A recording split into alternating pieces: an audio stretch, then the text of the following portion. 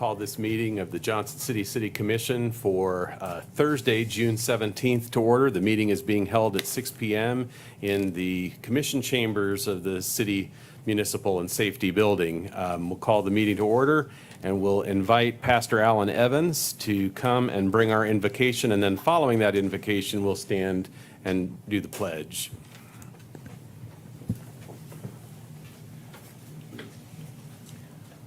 Father, we come to you in the name of the Lord Jesus Christ. We open up the meeting tonight, Lord God, just seeking your faith, seeking your wisdom and guidance, Lord. You said if we lack wisdom, to come to you and ask you, and we just seek you tonight for guidance and direction in every situation and circumstance that is brought before the commission tonight. We ask, Lord God, that you give them the understanding, give them the guidance and the direction to address this meeting and to address every issue, every situation, every circumstance.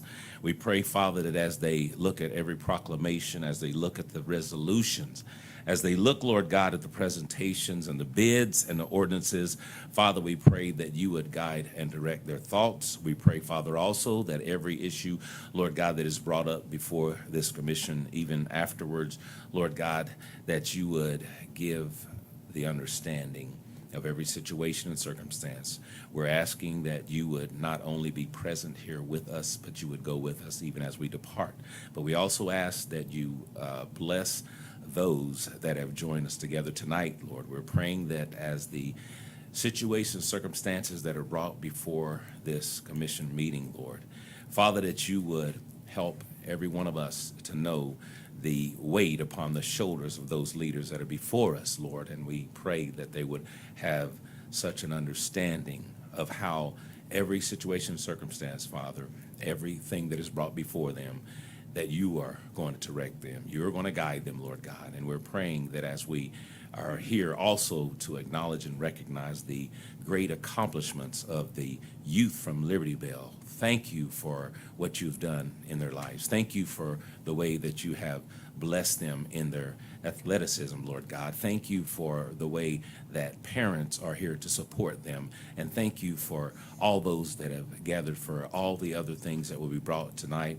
We thank you that you have continued to be present with our community. We ask you to continue to guide and direct all of our leaders, Lord. There are so many different situations, circumstances that we face, even at this trying times in our nation, Lord. And we pray that as we do go forward with this meeting tonight, we're praying that not only will you be present here with us, but that you would just abide in the hearts of every individual as we continue to press towards the unity that we seek and desire, as we continue, Father, to understand everything that's taking place around us in our lives, in our families, in our communities, in our leaders.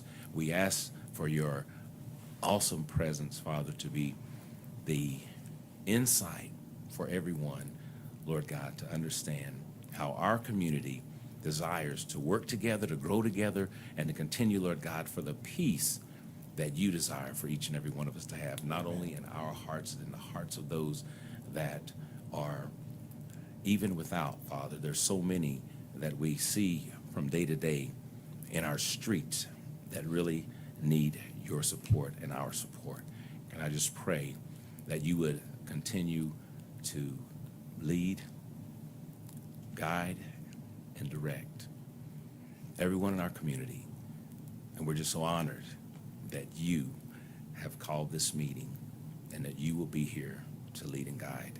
I thank you in the name of the Lord Jesus Christ. Amen. Amen. Face the flag. I pledge allegiance to the flag of the United States of America and to the republic for which it stands, one nation, under God, indivisible, with liberty and justice for all.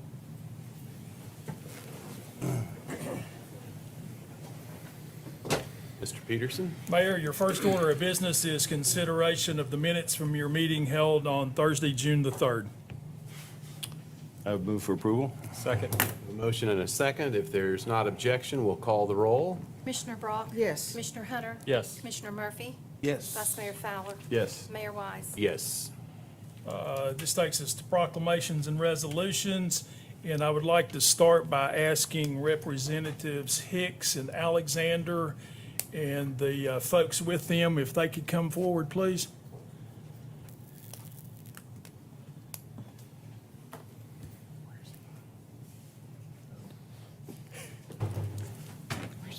He's right here. Bob, could I ask you to come up too, please?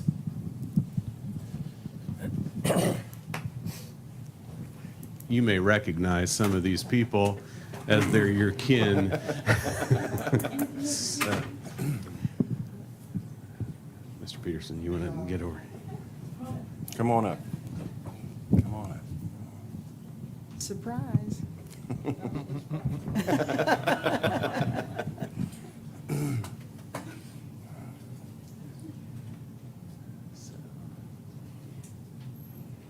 We have several things to do, and so, Mr. Peterson, I don't know if you had contemplated, shall we let Clark go first? Yes. I feel like that's the big thunder, though. It's way better than my proclamation. Thank you, I appreciate that. Mayor, commissioners, Pete, who helped orchestrate this tonight, thank you.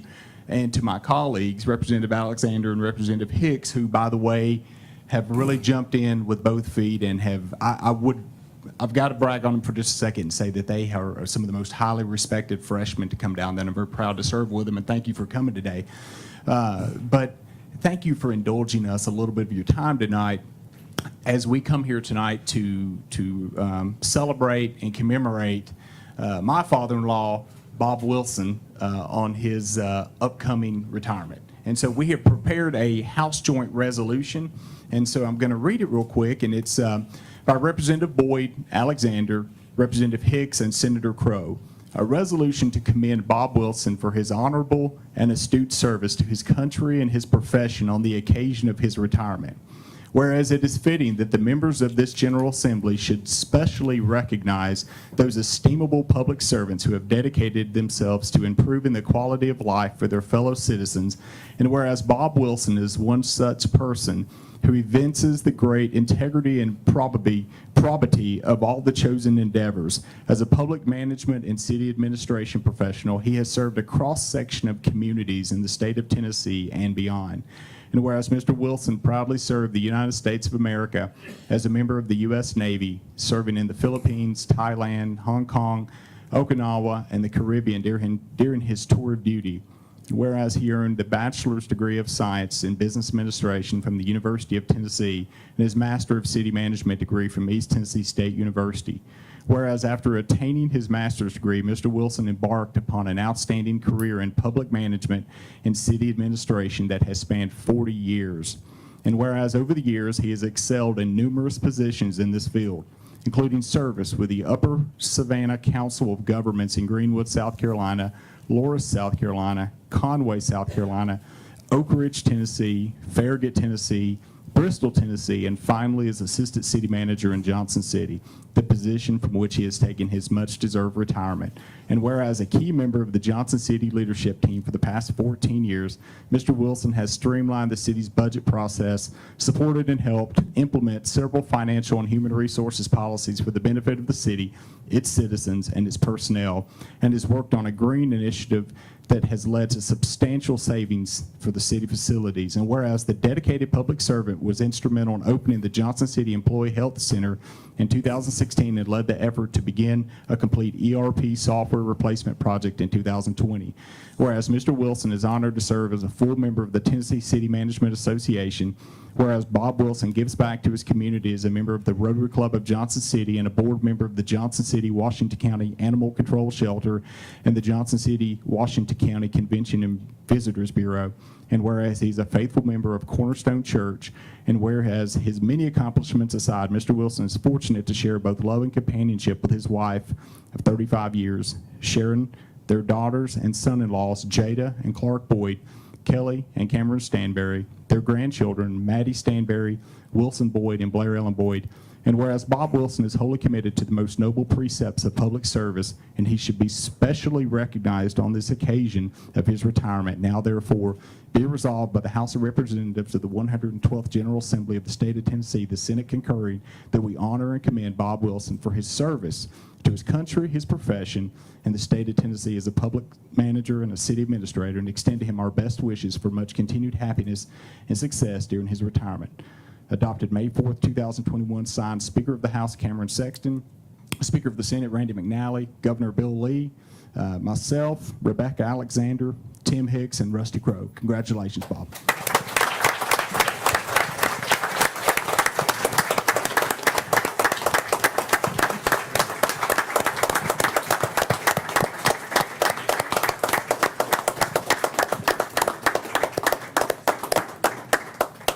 So this has been a matter of public record for a month and a half, and Bob didn't detect this. You just have to set up a Google search on your name, and you'd have known. So Bob, on behalf of the city of Johnson City, we too have a proclamation, and I'll read it. Whereas, following his service in the United States Navy and graduation from University of Tennessee, Bob Wilson enrolled in the Master of City Management program for East Tennessee State and began a 40-year career of service in local government management, first in South Carolina and then in his home state of Tennessee. And whereas Bob Wilson served with distinction and professionalism in progressively responsible positions in a number of communities before his appointment as Assistant City Manager for the City of Johnson City on the 14th of May, 2007. Whereas Bob Wilson has demonstrated his knowledge and skills by streamlining the city's budget process, I feel like I've heard this, supporting the implementation of sound financial management principles and policies that resulted in the funding of a cross-section of vital capital improvements throughout the city. And whereas Bob Wilson continues to serve his community as a member, I have heard this, as a board of directors at the Washington County Johnson City Animal Control Center and the Johnson City Convention and Visitors Bureau, contributing to the financial stability of both organizations, amen. And whereas Bob Wilson demonstrated his civic and professional dedication as a longtime member of the Johnson City Noon Rotary Club, the International City Management Association, the Tennessee City Management Association, and the Government Finance Officers Association. Now here's the part for our students from Libertyville. This is what you've been waiting for. Now therefore, be it resolved that the Johnson City Board of Commissioners recognizes Robert L. Wilson Jr. on the occasion of his retirement for his career in local government management and distinguished service to the city of Johnson City, its citizens, and our community. Thank you, Bob.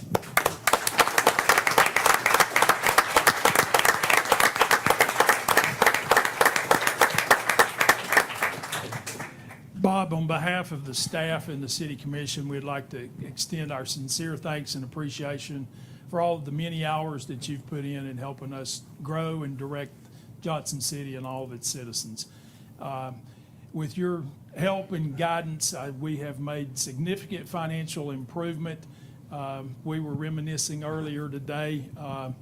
When I took this position, 2004, we had $2 million in fund balance. And standing here today, we've got somewhere between $35 and $40 million in fund balance. We're able to buy equipment on a cash basis. We're able to fund capital projects and do many good things with wise investments of our money. And that is due to your involvement, your leadership, and your knowledge and abilities in keeping us in good financial shape. And I was just really fortunate enough to be able to convince you to come down here and work with us, and for that I'll be ever grateful. Bob, you're a true friend and a true professional. We certainly appreciate you, sir. Enjoy your retirement. Thank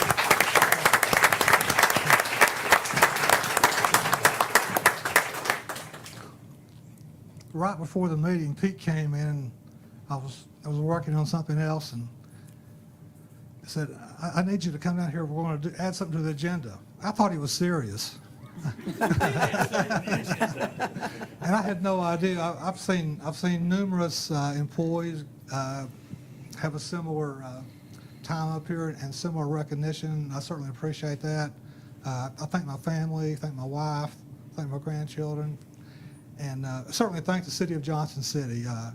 Pete said that he encouraged me to come here, and it was a good opportunity. To me, it was a win-win. I've certainly enjoyed my time in Johnson City. I've enjoyed the staff. We have a great staff here. I think it's a great team. It's very dedicated, very professional staff, and it's been a great opportunity for me. I also thank the City Commission for all your support, not just for what I've done, but for the employees of Johnson City. So it's been a pleasure, and I'll certainly miss it. Thank you. So, can we say something? Okay. So, Bob, we are going to truly miss you. You are the quiet and calming voice back in the city manager's office complex between Charlie and Pete. Yeah. But I served with Bob on the Animal Control Board, and Bob, when you came on the Animal Control Board, it just really was just a major improvement in the functionality of the board, and we really appreciate that. What I wanted to tell you, I didn't bring our gift to you tonight, but we have 5 dogs and 5 cats that will be delivered to your house, Sharon. We'll pick them out for you. But thank you so much. I've worked with you very closely on the Animal Control Board and, of course, here on the City Commission since 2013. And one of the great things I get to tell people about is the financial strength of our city. And you have been such a big part of that.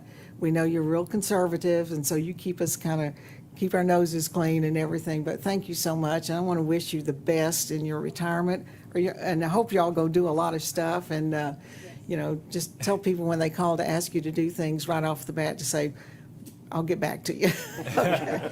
But thank you. Now, it is worth noting that software conversion hasn't totally happened, and so you're to do that with everybody but the city when it calls for help on the software. Just don't change your cell number.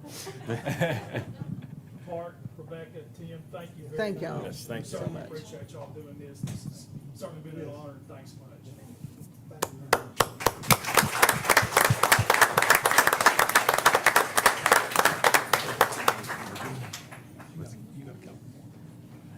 Couple more. You Thank grandkids are precious. They're excited. Thank y'all. Now I get Thanks for the letting us borrow it. privilege of inviting the Liberty Bell. Let's see, which one is first? Boys track and coaches. If you'll come on up this way. Come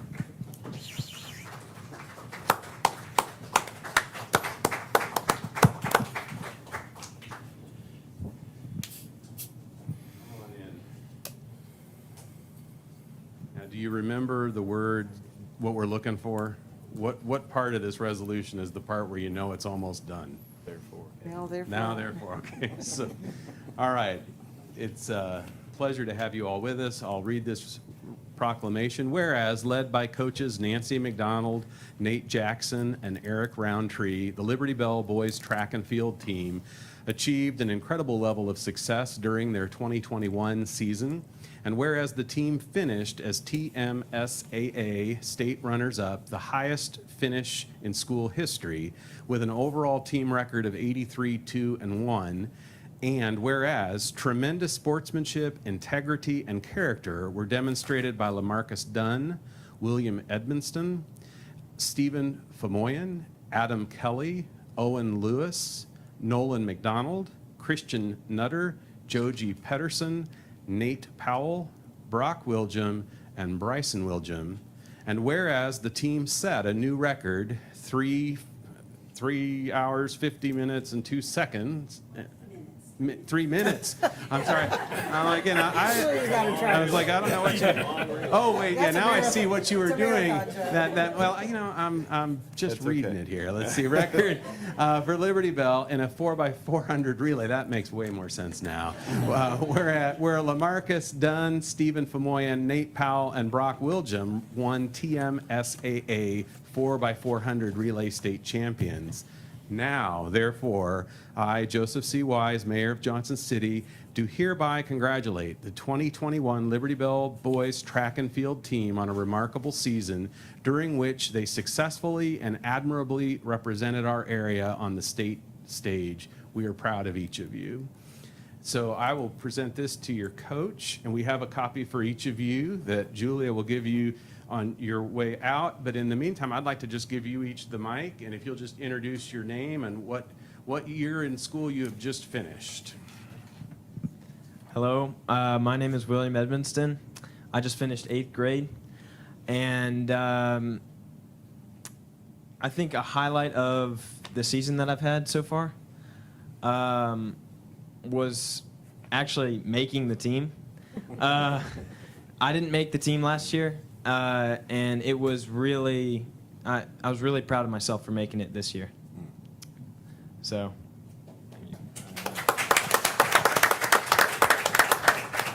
Hello, my name is Nolan McDonald. I just finished my 8th grade year at Liberty Bell, and I did discus and shot put. And probably one of my favorite memories during this track season was actually making it to state for my first year ever running track, and then PRing in both events for discus and shot put. So.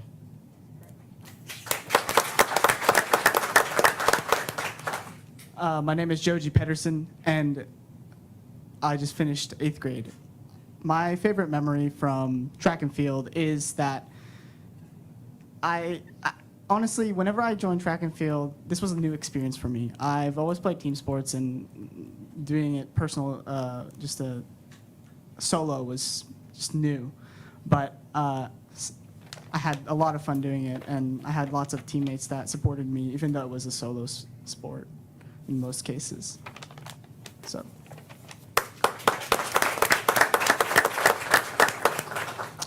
My name is Owen Lewis. I just finished my 6th grade year for the Liberty Bell track team, and my favorite thing that happened was actually making it to state as a 6th grader. Wow. So most 6th graders don't get to be able to have this experience, and I'm thankful for my coach letting me have this experience to go to state as a 6th grader.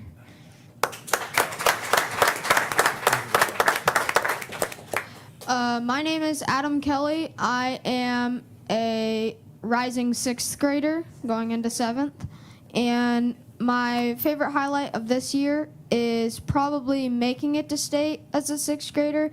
I really enjoyed it, and it was a great fun time with all my friends, and I really enjoyed it.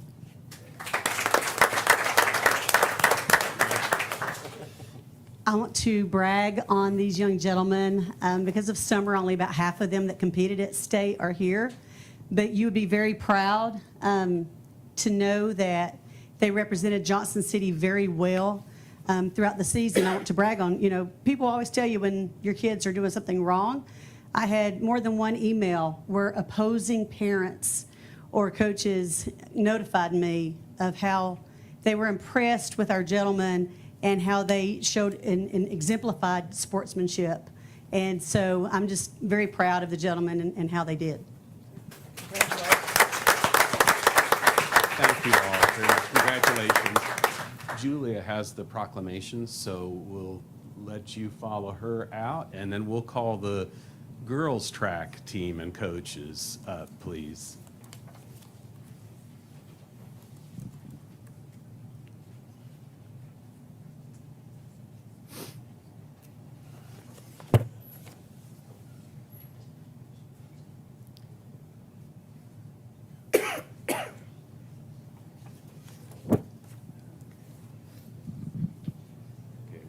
Again, listening for now, therefore. That's when we know we're near the end. Thank you. I'll read this proclamation. Whereas, led by coaches Nancy McDonald, Nate Jackson, and Eric Roundtree, the Liberty Bell girls track and field team achieved an incredible level of success during their 2021 season, finishing as third-time TMSAA state champions with an overall team record of 84-0. And whereas tremendous sportsmanship, integrity, and character were demonstrated by Clara Crow, Saren Goins, Emmy Gullett, Addison Height, Abigail Hyatt, Nia Jones, Mari Lane, Megan Morse, Amaya Red, Emma Ray, Ella Smith, Caitlin Tilson, and Lauren Yobst.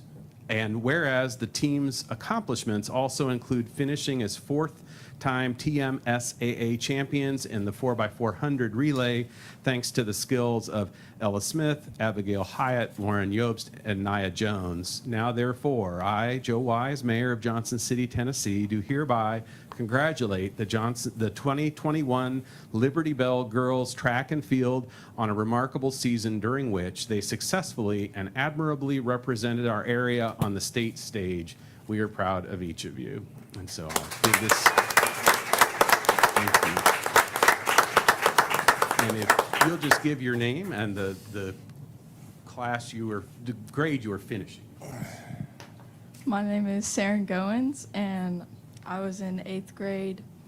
My favorite part of the season was meeting all, like, my new friends from different schools. My name is Mari Lane. I just finished 6th grade, and my favorite part of the season was being able to go to state as a 6th grader because that doesn't happen very often. My name is Megan Morse. I just finished 7th grade, and my favorite memory was sectionals when I qualified for state because it was a really nice feeling to qualify. Hi, my name is Clara Crow. I am going into 8th grade, and my favorite memory from this track season would probably be qualifying for state at sectionals, and yeah, that was just pretty great and exciting. Hi, my name's Nia Jones, and I just finished 8th grade, and my favorite memory from this year was 4x4. My name is Ella Smith, and I just finished 8th grade, and my favorite memory is right before the 4x4 when Coach looked at me, and I pointed at her and I said, "I know what we have to accomplish," and we did it. If I could summarize this season for the ladies, it would be unselfish leadership. And that goes for the gentlemen too, but especially the ladies. We had multiple school records broken this year with the boys and the girls, but the ladies coached each other up. If you've ever been to a track meet, it is a 3-ring circus of herding cats.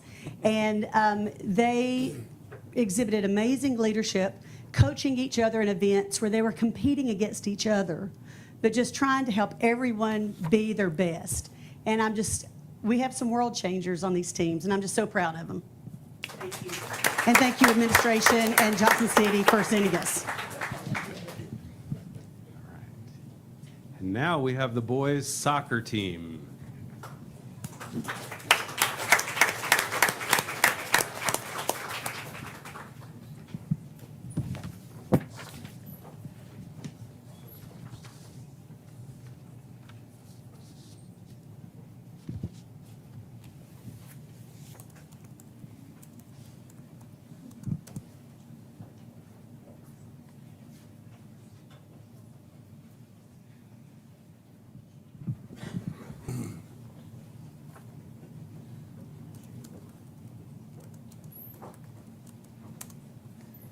Read the proclamation. Whereas led by coaches Edwin Santana and Becky Earp, the Liberty Bell boys soccer team has continued the school tradition of excellence in their 2021 season.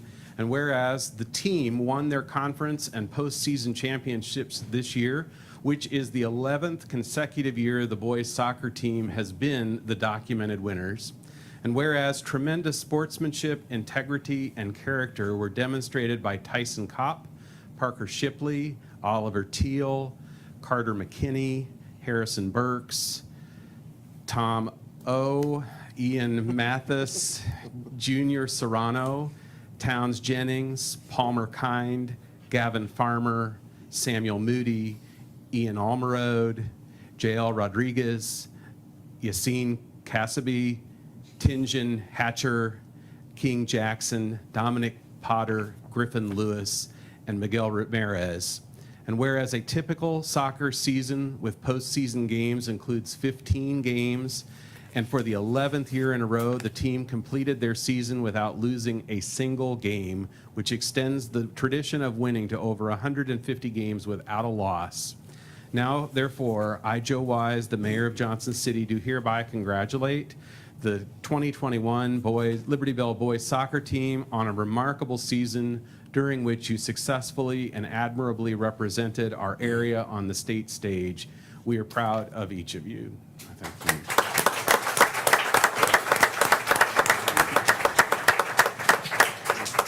You'll just give us your name and what year you finished. My name is King Jackson, and I'm finishing 7th grade, going into 8th grade, and I'm really happy about this soccer team that we're undefeated. I'm Carter McKinney. I just finished 6th grade, and my favorite part about the season was scoring for the first time in the first game. Hi, my name is Harrison Burks, and I just finished my 6th grade year, and my favorite part about the season is making it as a 6th grader. Hi, my name is Griffin Lewis. I just finished 7th grade. I'm going into 8th grade, and my favorite part about the season was just playing with the team.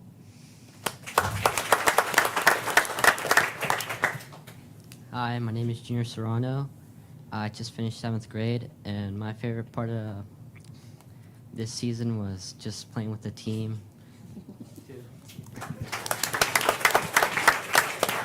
Hi, my name is Tom Philippe. I just finished 7th grade. My favorite memory from the season was keeping the streak alive.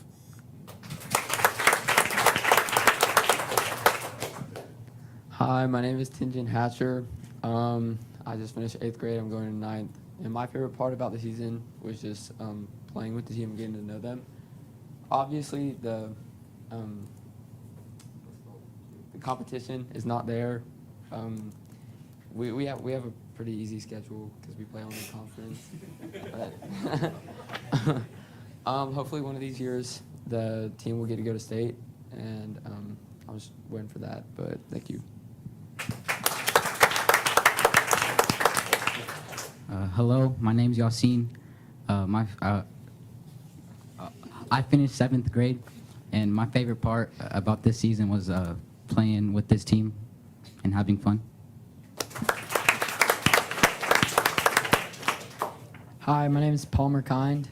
I just finished 8th grade, and this isn't necessarily my favorite part, but at the beginning of the season, honestly, it wasn't looking too good for this team, but we practiced and got to know each other, and as the season went on, we got better as a team.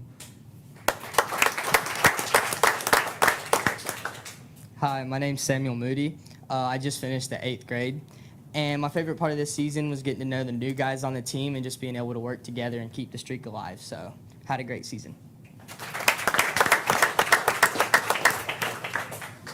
My name's Edwin Santana. I'm a postgraduate. I'm just kidding. So I'm really proud of these boys. We're very humbled and honored to be here and being recognized this evening. What I want to say about this group is that I had great leadership this year, especially from my 8th grade boys, and so it makes it kind of easier to kind of sit back in the background and just see what they do, and it just kind of trickles down from there. And so I'm very proud of them. They definitely, obviously, with statistics, they put in the work. They're very hard workers, which makes my job very easy. I just get to kind of sit back and enjoy the show. But yeah, I'm very proud of you guys, and they were very concerned with keeping that streak alive, but I was never in doubt. And if I have a favorite moment, it was our very last game, because I knew that we had overcome so much with this year, the pandemic, COVID, and so making it to the final game was something that I was very proud of. So.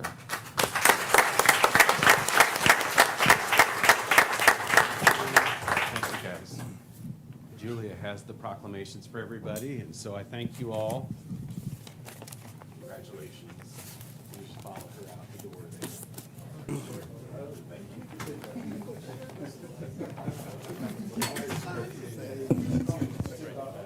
Coach, congratulations. Great group. Thanks, Coach.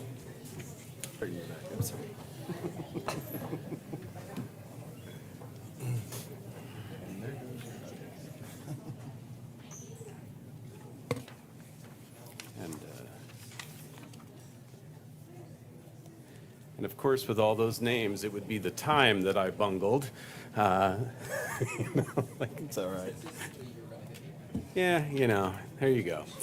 So, Mr. Peterson, what's up next? Your next order of business is to consider approval of a beer license application for Tennessee Hills Brewing LLC, doing business as Tennessee Hills Brewstillery, located at 458 West Walnut Street. This is for a Class 5 manufacturing-only license. The appropriate reviews have been made, finding no disqualifying factors, and the recommendation is for your approval. Thank you. Is the applicant here? Would you like to, if you'll approach the podium and explain whether the word Brewstillery is a word? Because I say it's not.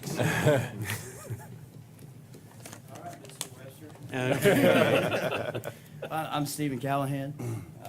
This is my wife, Jessica, back there. We founded Tennessee Hills in Jonesboro, as you know, about 7 years ago. Brewstillery is a word that we kind of created that essentially means that everything that we do on the brewing side will be distillery centric. So a lot of barrel aged beers, that type of thing, and then eventually we'll tie everything back into the distillery aspect once we get the proper licenses. There you go. Scott, do you want to add anything to that? Well, I did good enough to marry Daphne. She's a big part of everything we do. And I want to thank Phil sitting over there for all the work you've done on the West Walnut Street. It's been pretty simple to come over here. We're from Asheville, so we really feel like we just moved back home when we came here. And so much great stuff has happened at ETSU, on Walnut Street, but for you guys, you ladies and gentlemen, to lead Johnson City with this effort, I was calculating it the other day before meeting with some people. Right now, private enterprise, if you look at the 8 miles from Jonesboro to Founders Park, with private enterprise and what the city of Johnson City citizens are doing through your leadership, approximately $100 million has already been committed to that 8-mile stretch in this 3 years right now. So I can only imagine how much more is going to get committed to other enterprise and other things over the next 3 years as they can really see it unfold. So what you have from us is just a commitment. I used to own the Coors Wholesalership over in Asheville. I was on the Coors National Advisory Board and the North Carolina Wholesalers Board, and we've never been more excited to scale a brand and build a business to be able to put it in the heart of an opportunity. Scott, if you could move toward the microphone, they're panicked in the control room. To be able to come in and invest some of our success, move a couple of businesses here, start a couple of businesses, and work with ETSU. We've created a distillation and fermentation sciences minors that's already been approved by the university. We're going to house the fermentation part at the Brewstillery. And everybody does want to know about that word. When Stephen first came to me with it, I just thought, that's the neatest word. I got on my iPad. I said, we got to trademark that right now. And so we're going to have a lot of fun with it and make all those projects tie together, and we'll do it right. We've already met with the Tree Streets people once, and we're going to do that again with some parties. And just make sure we met with ETSU yesterday. And Jeremy Ross, we're meeting again next week, has committed the Johnson City Press building that had stored the newspapers.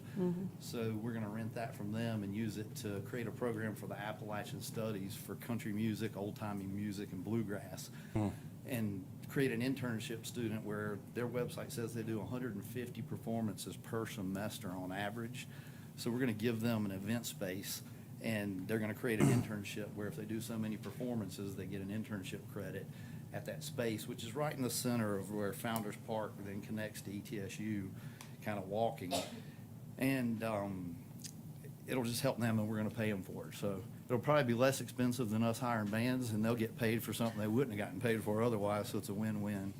And if you have any specific questions, I'd love to try to answer them. I have distributed, wholesale, and sold a lot of beer in my lifetime, but I've never made it before. And we hired Dave Lawrence, who was a chemist at Eastman for 20 years, and he was teaching at the Southeastern Craft Institute, AB Tech, and worked at ETSU and set up the innovations lab there. So he's creating our class program and all our procedural manuals we've got a high level of, we got 3 good experts in that field, but Stephen's a chemist, worked at Eastman for 5 years, and Jessica's a research biologist who worked there. So they're qualified to teach students at ETSU as well. And our program is going to be a lot more than just another, and I'm not slighting any of the microbreweries and what they've done here. It's really helped transform downtown, but we're going to add a whole lot of Lego pieces onto this that helps hopefully maximize the investment you guys have chosen to make in the citizens' money. So we do have one question. Have you read the rules and regulations concerning the sale of alcohol inside the city of Johnson City? Yes. And do you agree to, I said one question, but I really meant two. Do you agree to abide by them? Yes.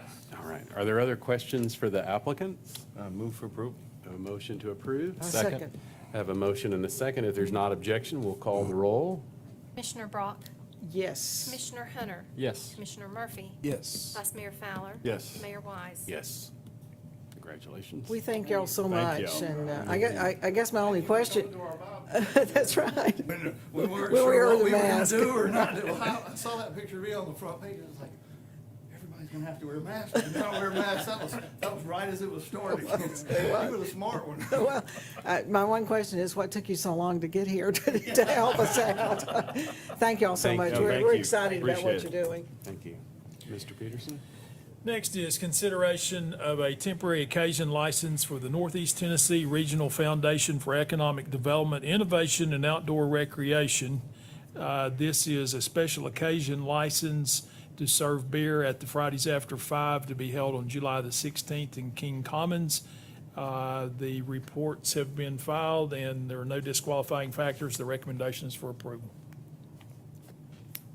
If you'll state your name and your address. Yeah, my name is Sam Keys. I'm standing in for Kayla Carter. The address is 300 East Main Street, Suite 406. Sorry, I can't stand on my tiptoes any taller. And yeah, the foundation is the receiving party. Okay. Are there questions for the applicant? Move for approval? Second. We have a motion and a second. If there's no objection, we'll call the roll, and then we'll let you tell a little bit about what your event it will be. Commissioner Brock? Yes. Commissioner Hunter? Yes. Commissioner Murphy? Yes. Vice Mayor Fowler? Yes. Mayor Wise? Yes. So tell us about your event. Yeah, we're just serving at Fridays After 5, so everybody knows Fridays After 5 is music in the park and beer, and just come out and support, and you'll be supporting Meet the Mountains Festival in addition to Fridays After 5, so Thank you. thank you. Thanks. Next is a temporary occasion license for young professionals of the Tri-Cities to serve beer at Fridays After 5 on July the 9th in King Commons Amphitheater. The appropriate reviews have been made, finding no disqualifying factors, and the recommendation is for your approval. You'll state your name and address. Jenna LaFever. Still getting used to that, I know. 603 East Market Street, Johnson City. Are there questions for the applicant? I move for approval. Second. Motion and a second. If there are not objections, we'll call the roll. Commissioner Brock? Yes. Commissioner Hunter? Yes. Commissioner Murphy? Yes. Vice Mayor Fowler? Yes. Mayor Wise? Yes. Thank you. Okay. Next is consideration of a temporary occasion license for Down Home to serve beer at the Down Home Plum Fun event to be held on June 26th at the King Commons Amphitheater. All the appropriate information has been submitted and reviewed, finding no disqualifying factors. The recommendation is for your approval. Ed? Excellent. Just give your name and address. Ed Snodderly, address 300 West Main. Yeah. Are there questions? I will move for approval. Second. If there are not objections, we'll call the roll. Commissioner Brock? Yes. Commissioner Hunter? Yes. Commissioner Murphy? Yes. Vice Mayor Fowler? Yes. Mayor Wise? Yes. Will you tell us a little bit about what you're planning? We have sort of partnered with the Blue Plum and through a grant for Blue Plum, since they have a little extra money since we're not doing the 1st of June thing. So we are creating a music event, Plum Fun. And that's what it will be, is Plum Fun. But I will say, and actually it features a lot of performers who do travel outside the area and earn their living making music. There are a couple of acts that also live here. There's a couple of there's one act, The Dependents. They're a 13 and 15-year-old little band. So we have a good variety of people for a lot of family, a little diversity. So it features Bill and the Bells, who are featured in Rolling Stone magazine. It features This and That.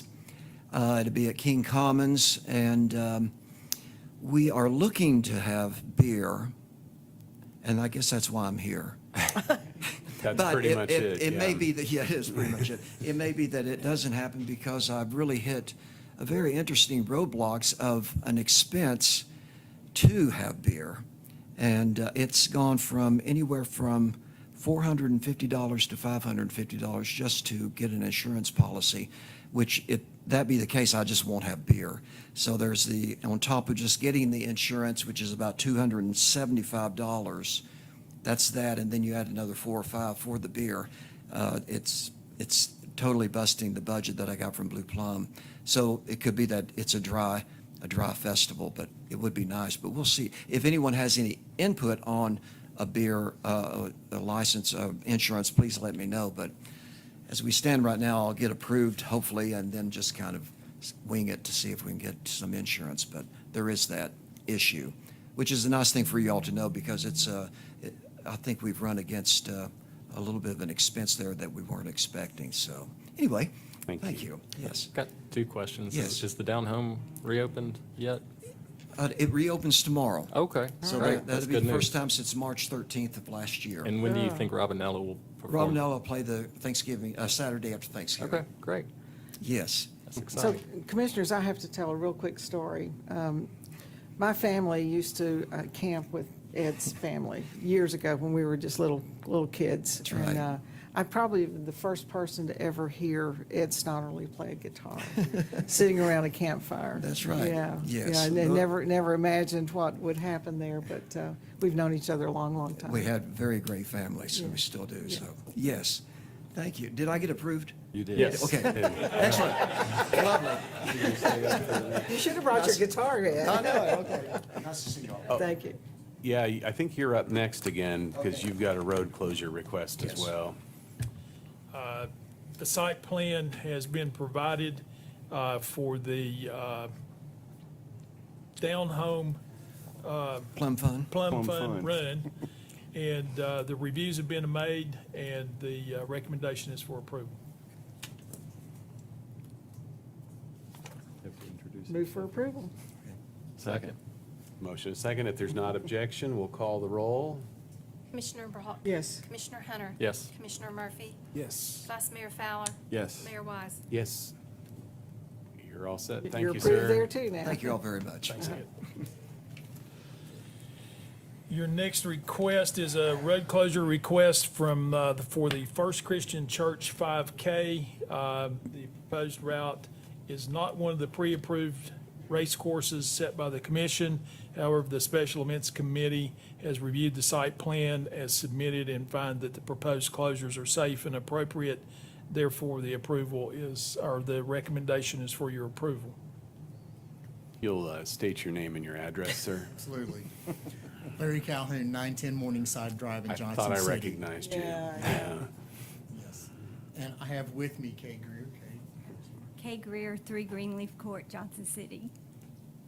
Are there any questions for the applicant? Should I move for approval? Second. I have a motion and a second. If there's not objection, we'll call the roll. Commissioner Brock? Yes. Commissioner Hunter? Yes. Commissioner Murphy? Yes. Vice Mayor Fowler? Yes. Mayor Wise? Yes.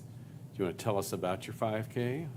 Absolutely. First of all, Nancy Story is our race director, and it's her birthday. I didn't say that. You said it. We won't Nancy, tell I her. didn't say It'll just that. be on TV. It's just on TV for everybody.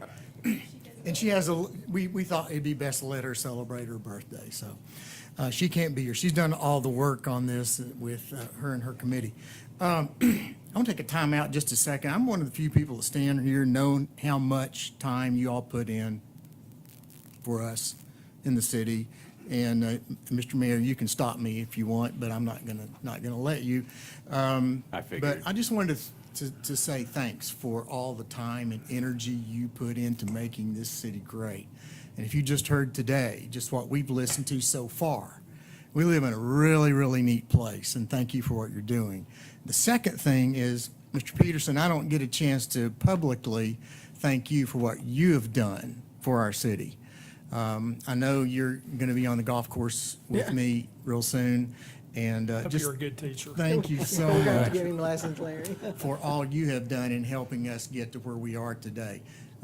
Kay and I are sitting there talking about how wonderful this city happens to be, and all the people that sit where you are sitting now, and the energy you and time you put into this are partially responsible for this, so thank you. Now, that's all the sucking up I'm going to do. You've already today. gotten approved. I'm gonna, so I need to move on pretty quickly.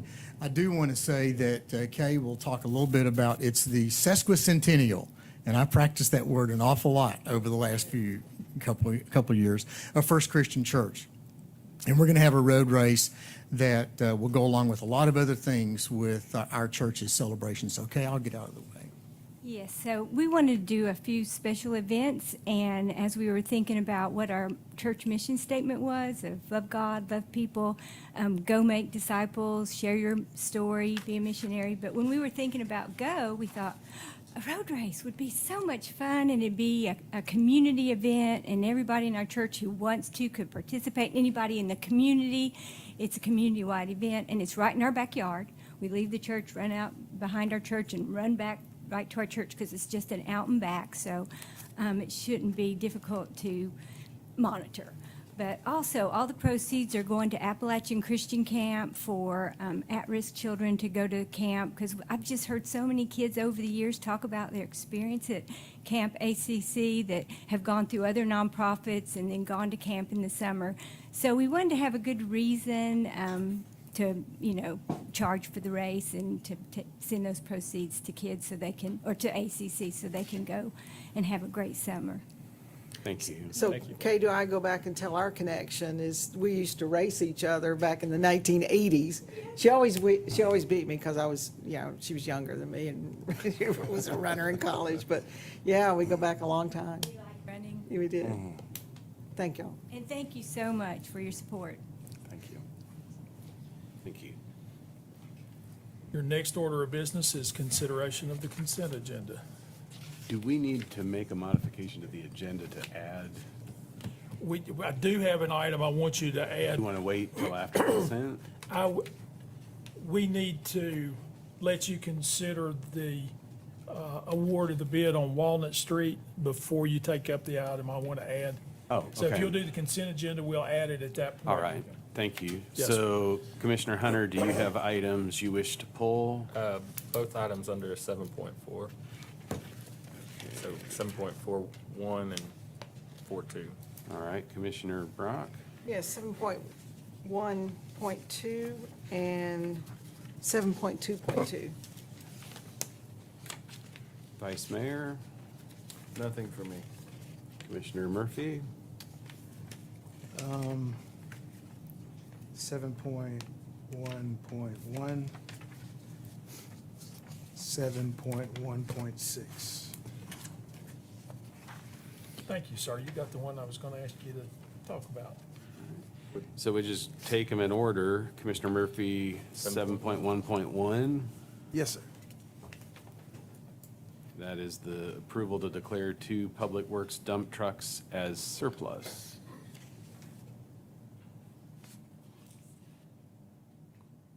My turn. Okay. Is there- Mr. Peterson, I have a question. These dump trucks, from what I gather with the information we've been communicated with, is that they'll be disposed or sold. They're indispensable. You're no longer going to use them anymore. You're going to. They have exceeded their service life with us. Both of those trucks are 21 years old, and what we will do is put them up for auction on Gov Deals, which is what we normally do. Excuse me. And we'll sell them to the highest bidder. Sometimes they go with scrap metal. Sometimes somebody will we'll purchase those type vehicles and make repairs to them and use them for something else. What do you do with the funds after? They go back into the general fund, and they do not go back to the department. Okay. The departments are always lobbying us for that money back since it was their vehicle. That's what I But wanted as you to long get as out I and have talk been about. here, Janet and Bob and I have been adamant, no, you will not get that money. That's the manager's money to go back in next year's budget sometime. So I would encourage you to continue that practice. It's a lot simpler from the bookkeeping perspective, and you know you've got a little capital equipment money out there for next year to start it. Good, thank you. Yes, sir. They do get point rated for those that haven't looked at our 828 pages of stuff that we get. They get point rated by what condition they're in, and condition 1, 2, 3, and 4. And 28 and above points is condition 4, and those two were 48 and 50. So they were way down there on the points then. So they're beyond their usable time. Nothing further. The next item pulled is 7.1.2, Commissioner Brock, or is there somebody to address that? Yeah, and really, it's just a quick overview, because we're getting ready to go into this major project over there, how the LDA contract plays into that. Can we do this, please, ma'am? Can we go over 7.2.2, Can, any order which you is the want. bid for the Walnut Street project? We can. That way, there will be an understanding of the project, and I think that will help everyone understand 7.1.2. Okay. So Phil, if you could go over the bids for Walnut Street, please. We're gonna do a quick presentation if I can find it on here.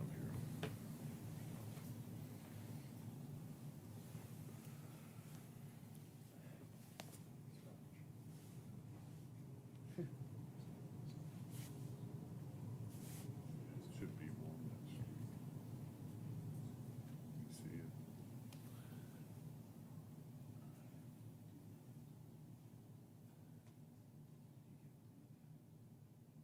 They told me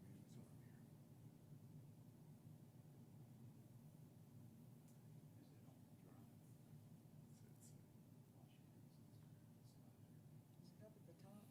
Commission chamber. No, I don't see it. You got, They usually are up. there's a budget, there's the bid on the ball fields. Is it not that one that says, no, that's the athletic.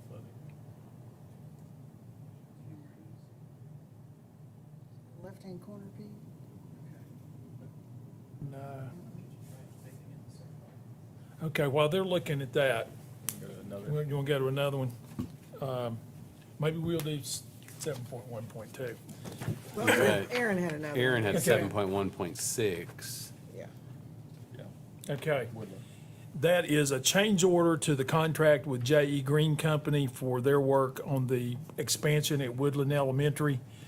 We're going to, the school system received relief money called ESSER funds, and it's been identified to use that as the funding source for those expansions, in particular Woodland. In order to use those ESSER funds, the contractor and all the labor on that site has to pay the Davis-Bacon wage rate. So what the change order is a change order for $213,534. It's an increase in the contract amount, but by using the ESSER funds, we have to pay the Davis-Bacon rate, and that's what the Davis-Bacon rate is for their work. And all of that will be covered by those federal funds. Did I miss something, Randy? It's HVAC work only. HVAC work on The rest of the Right. project will be regular wages and not subject to the Davis-Bacon Act. Explain a little bit about the Davis-Bacon Act. That's new to me. What that is anytime federal funds are put on a project that you're getting those federal funds to pay for that, they have a minimum wage for specific trades, and they require that minimum wage be paid, along with minimum fringe benefits that go along with that. And in this situation, the bulk of that, those wages or that change order are fringe benefits that go along with it. And so there's a lot of federal monies that have strings attached to them with these type of things, but luckily in this is the ESSER 3.0. You have something on your agenda that I think was pulled too, that I'll talk about and address too, that's ESSER 2.0. But the Davis-Bacon is the only thing that we've got to worry about in this one for HVAC labor only. And it's, as Randy pointed out, those wage rates are identified by trade, and they far exceed the minimum wage, prevailing minimum wages paid in the area, or what the federal minimum wage rate is as well. Now, this is nationwide. Yes. Will this apply to some of the other HVAC work that ESSER funds are, so it will be all the different projects? Yes, ma'am. So we'll see increases in every area? Well, no, this one you had already approved this, and we had a contract, so the best way to tag this one was to do a change order. Lake Ridge is gonna have the same ESSER monies tied to it, but we're bidding it, so we put it into the bid specs. So it's, when the bids come in, it'll already include it. All right, thank you. Are there other questions for Randy on that one? Well, do we want to go back, or are the two items at 7.4, are those both Randy items? Those are both Randy items, yes, sir. One of them is. Well, one of them is. One. The other one's Charlie. The other one's Charlie. The Tom Weems Architect 7.4.1. Randy, you want to explain that item, please? Absolutely. When the schools got the ESSER 2 money, they started making plans on how to utilize that. And a lot of it had to go toward cleanliness and things like that, but they also had 80% of it that could go toward facilities and facility upgrades. So they come up with a plan for their science labs, which are very, very outdated, to install new millwork and new things that would allow separation, and also allow smaller class size that would meet the COVID restrictions that go along with the ESSER money. And they submitted that in ESSER 2 already and have been approved for that. So once they get approved, and here's the funny thing about it, ESSER 2 is still federal money, but it did not have the tag for the Davis-Bacon Act on it. So this project will be able to bid normal without Davis-Bacon wages for ESSER 2.0. And the cost of the project? It's about 1.5 million. And these are federal funds? And it'll be 100% federal funds paid through with that ESSER money. And we've met up there with the school staff, with Weems Architect. We've walked through. There are going to be things like, for clean air, there's asbestos in the floor, so they'll be doing asbestos abatement, part of that project. They'll be putting in segregation with the desks so that they can separate and meet all the requirements. So it's a really good project, and it's a good project for us because these were probably constructed in 1970 and they haven't been updated or modified since then. When are you expecting it to take place as far as being initiated? It will probably take him about 4 to 6 months to do all the design work because it's pretty complex design work. There's about 11 classrooms that's going to be updated. So I would say it won't be ready to bid until early winter. Great. Thank you.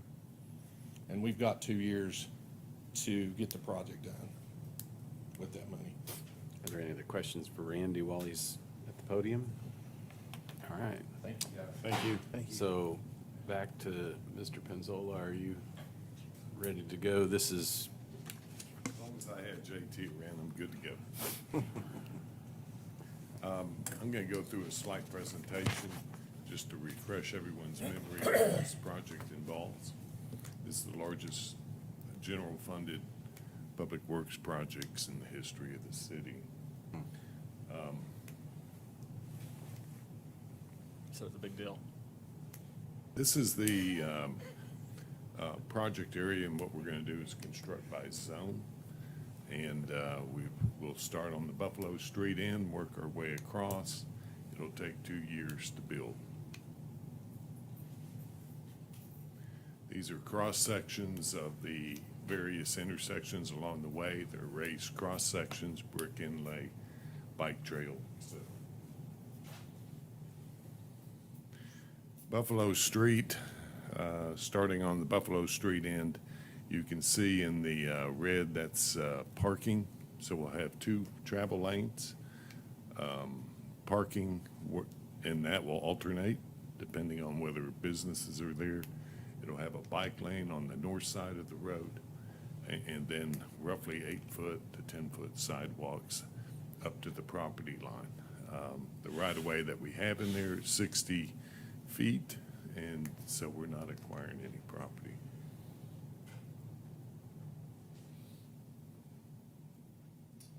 This is an extension, and it goes past the old federal post office that's being renovated. And you can see a chicane in the road that's to modify the speeds of traffic. We're trying to keep it down to very low traffic speeds.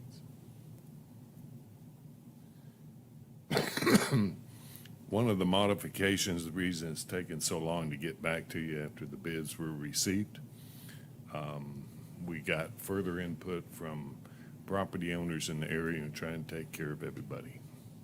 Well, this is just one such instance. The people on the Buffalo Street side we knew had issues about the level of parking, public parking that was available. So what we've done is we've changed the bike lane to a parking lane that extends from Buffalo back to roughly Ernest Street. What that means to the project is that the bike lane will extend from University Parkway to Ernest Street. And then you'll travel Ernest Street, which will be a park, which extends to the bike trail that's along State of Franklin. That then we provide the access over to the bikeway that's along in front of the Cherry Street parking lot. So we're still getting to the same point, providing for the same purpose of the southern leg of the State of Franklin Trail, but we've modified it in this instance to tie in. And it will tie in roughly back to the bike trail that's on the State of Franklin at University Parkway. So the modification is to provide for the public parking on the north side of the street as shown in this diagram. That's the first major change.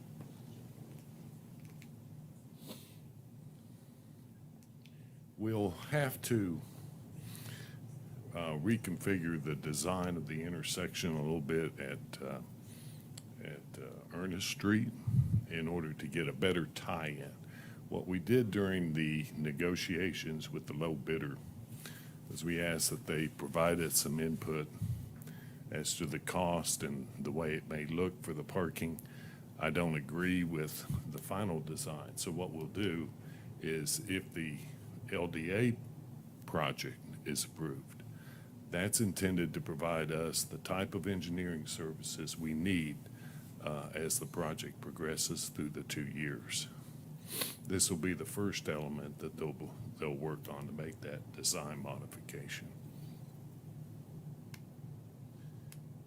This is roughly what the park will look like on Ernest Street. So what we're doing here is providing for green space along the area to kind of soften the look. We're looking for a different look so that it becomes its own identity to encourage private investment. And you've already seen that private investment tonight, right? And the private investment at $100 million will be sufficient to cover the debt service on the project. Continuations, we're doing both Ash Street and Walton, and Sevier, and Watauga.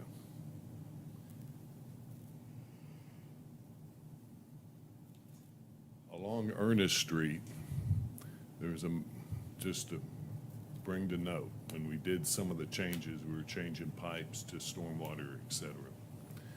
What we're doing on, as it relates to another item that will be on the agenda, is there's When Tree Streets was built, there was no drainage facilities.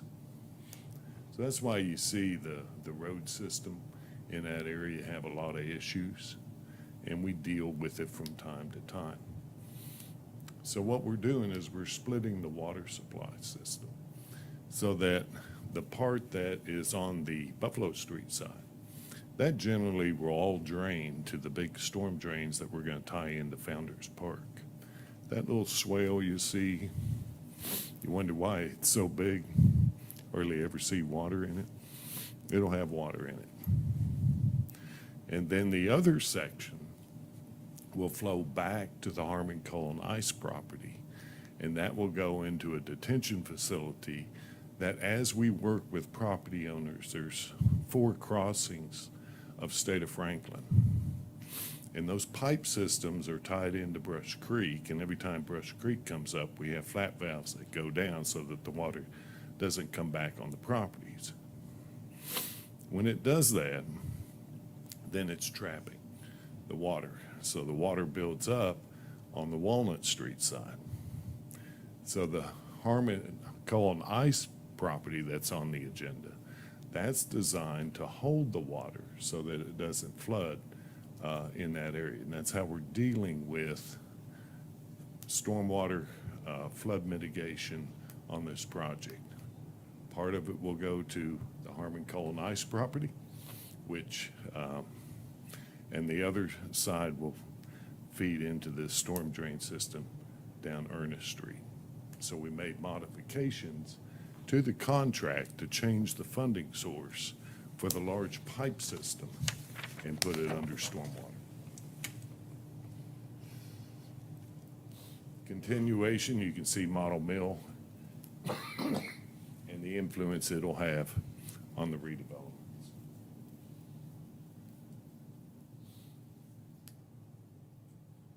The intersections, again, are all raised intersections so that there will be, it's like a speed hump, but it's elongated, right?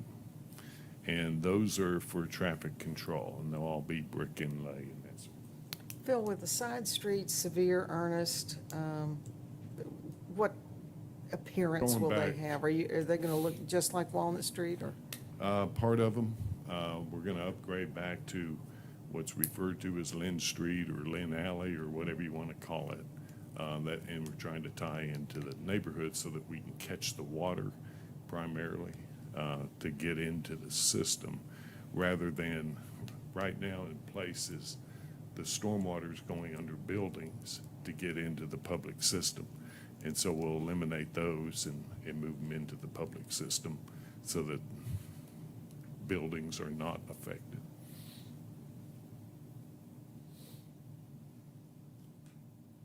Now we're at Harmon Coal and Ice. That's on the agenda. We're going to be. The purchase of that was so that we can build storage facilities and to carry the water and handle the water the way I indicated. But it also will be the access point at Cherokee Street over to the State of Franklin. And you say, well, why would you do that? It's to provide access to the businesses between that point and University Parkway, because University Parkway is planned to have a median in it, so you are reducing the left turn movements off of Walnut or onto Walnut Street. The alternative to satisfy all the movements in the community, the alternative is to have a convenient location for an alternative access, which will be this street. And it will be constructed at the time we do the construction of the holding area as well. The holding area will be on both sides of Cherokee. This is a preliminary drawing. We're actually doing that internally. And so you can see. Phil, I hate to interrupt you. There are probably very few people can look at that topo map and see what you're trying to describe. So if you can take a pointer and kind of point. Yeah, I I'm think trying that'd to help. figure out how to move this back. Hang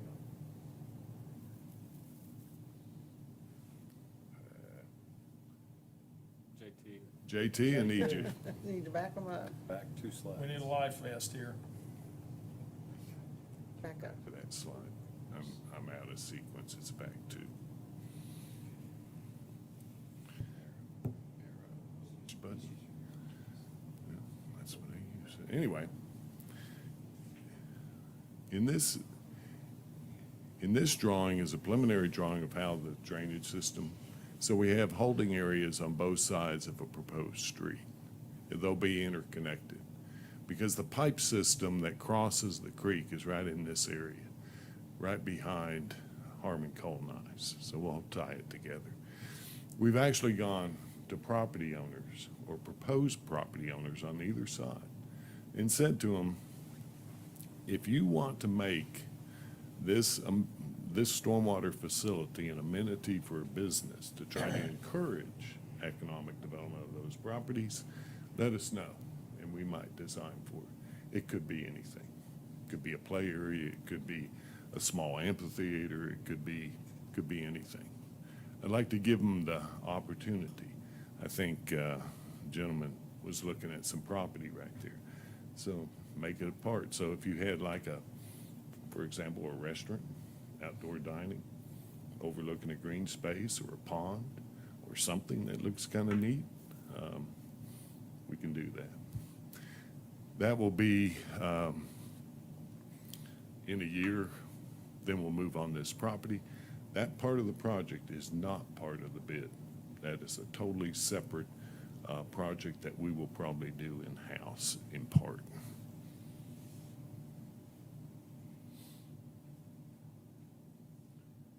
And then you're at University Parkway. The problem we had on University Parkway is, one of the problems we had was there was a house that needed to be purchased, and you actually approved the resolution to condemn the structure. We even offered a new house. They don't want to move. There's emotional attachment, huge emotional attachment. So we looked at ways to save the cost of having to buy that property and change the nature of the left turn lanes, maybe shorten them, but not to the point of affecting capacity. And we did. So the property we were talking about is located right here. That's off the table in a redesign. That redesign is kind of hard to see, but it roughly mimics what we were doing. It just shortens the left turn. And so our debate now, internally, by the time we get to this, we'll have everything resolved. We have to talk to ETSU about their left turn movements onto their portion of Maple, because we accommodated that. But if they don't really need it in their master plan, then we would extend the left turn lane all the way past Maple Street. Plenty of capacity for the future, and obviously we're eliminating a signal. The signal was discussed with the citizenry as a way of having alternate ways of pedestrian movements from ETSU campus to the Walnut Street corridor, and that's a safe way to do it. So we said, well, if you're not going to be able to cross at Walnut, why don't we have State of Franklin, and then we'll signalize Pine Street.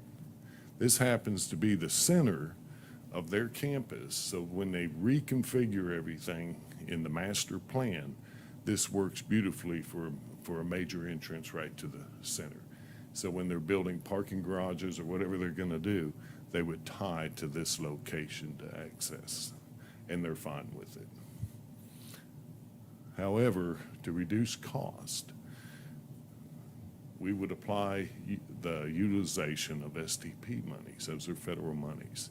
They're independent, but we can't use the STP monies as a supplement to this contract because we didn't necessarily follow the procedures that are required under that program. So we take it out, and then we'll rebid it at a later date. Those are the major changes. And so we're changing the look. We're adding green space, bike lanes, new kinds of lighting, whole different look, a different feel. Signage, everything. Everything gets taken out. It's a complex problem, complex issue, because we're putting everything underground. And trust me, that's a tough one. So we have to have a tremendous amount of coordination effort between the contractor and utilities and that sort of thing. We've got it worked out. So as a result of the discussions, you can see on the left side what Summers Taylor's bid was by fund. Now, they're itemized out, no question about that. And we've adjusted the itemization to come to correlate with these numbers. As you can see, water sewer, we didn't really touch water sewer. They're pretty much on go. Then the general fund was 22. Stormwater was 733. Pine Street, which is general fund, was 373 for a total of 3191. So if you add in the contingency, that brought the project up to 34-1. What we did was we left water sewer alone, but we took out the contingencies. Okay? We took general fund and made all those changes and adjusted pipe sizes and pipes and that sort of thing, put it in stormwater. Then what was eligible for those COVID funds that the government gave us is eligible for if you do something on the environmental aspect of the road. So we changed the parking to permeable pavers so that when the water is draining down the street, if it's gets into the parking spaces, it actually just drains down, sits there and then exits the site. ETSU did their back parking like that, and that was permeable asphalt. We took out, and so we added, so what we did was we moved the pipes, and that brought the stormwater fund up to 1.5. Okay, so when Pete talks about what happens at the stormwater fund as it relates to Harmon's 2.5, and this is 1.5, that puts us at 4, and we've got a $5 million bond issue, which should be adequate to cover contingencies, if any, of the project, and the demolition of Harmon Coal and Ice and the construction of the road that goes through. We took Pine Street signal out, and we took out, and then we moved all the parking. We moved it under COVID. Everything that was eligible for COVID money, we put it under there. That gave us a total bid of 29.6. What happens to the Pine Street signal then? We will have to redo that and rebid it, Okay. but we'll use STP monies for that. When you say took it out, it's not the signals going away, the funding source. The signals will go back in at a later date under a different bid. Okay. So what's the impact on the general fund? Because I'm not too worried about the utilities. Those seem to be fine. What about general fund? How much are we having to set aside? The contract is 19.5. The agreement with with Bright Ridge to get everything underground, that all works out to a supplement of 1.7 of them doing a lot of work. Then we have to get from their transmission boxes over to the buildings. So we estimated 300,000. On the agenda is the agreement with LDA, or modification number 2, for 240,000. What's that? Well, as I explained before, they may need to be doing some design work. We may have to check some plans. We're going to run into problems. Trust me. When you deal underground, you're going to run into issues. And so we're going to need their technical expertise to get us through that and maybe reconfigure the design drawing. So when we ask for their services, then this is the money that would be used for that, for those services. We may not ask. Oh, we will. We will. We will, but we may or may not, and it depends and it varies, so we'll just see what happens. Then we have to do soil testing. The bids are out now, the request for qualifications. You'll see that on the we hope to see that on the July 2nd agenda. And that will be, we know what we're doing, which is really cool, is we're changing an industrial zone, historic industrial zone. Remember, State of Franklin wasn't there until 1985. And before then, it was all railroad tracks, right? And during that time, there were smelting plants, there was all kinds of industry, and they all polluted and having very strict environmental regulations. So we're gonna have to deal with contaminated soils, most likely. And we've done preliminary testing that shows that it's there. It was there when every one of those projects up and down that street was built. From the Millennium Center, ETSU,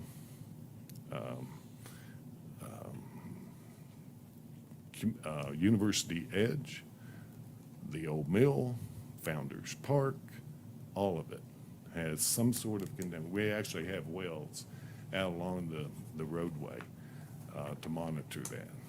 Phil, is there money in the budget for soil remediation after you find it, or? There's a line item, and we have 3 types of line items. Is it gonna be sufficient?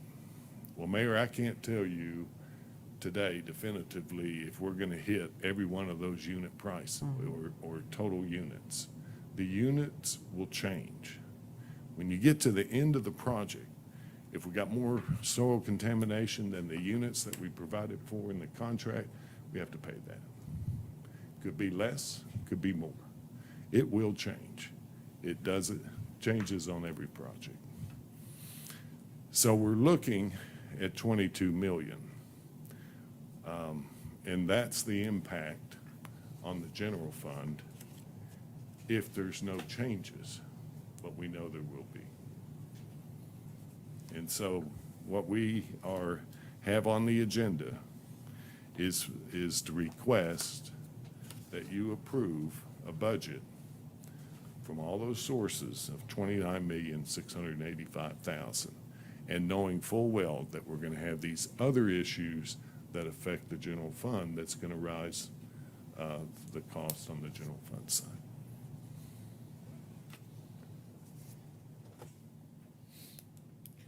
Roll back to your slides where you've got contingency money, please, sir.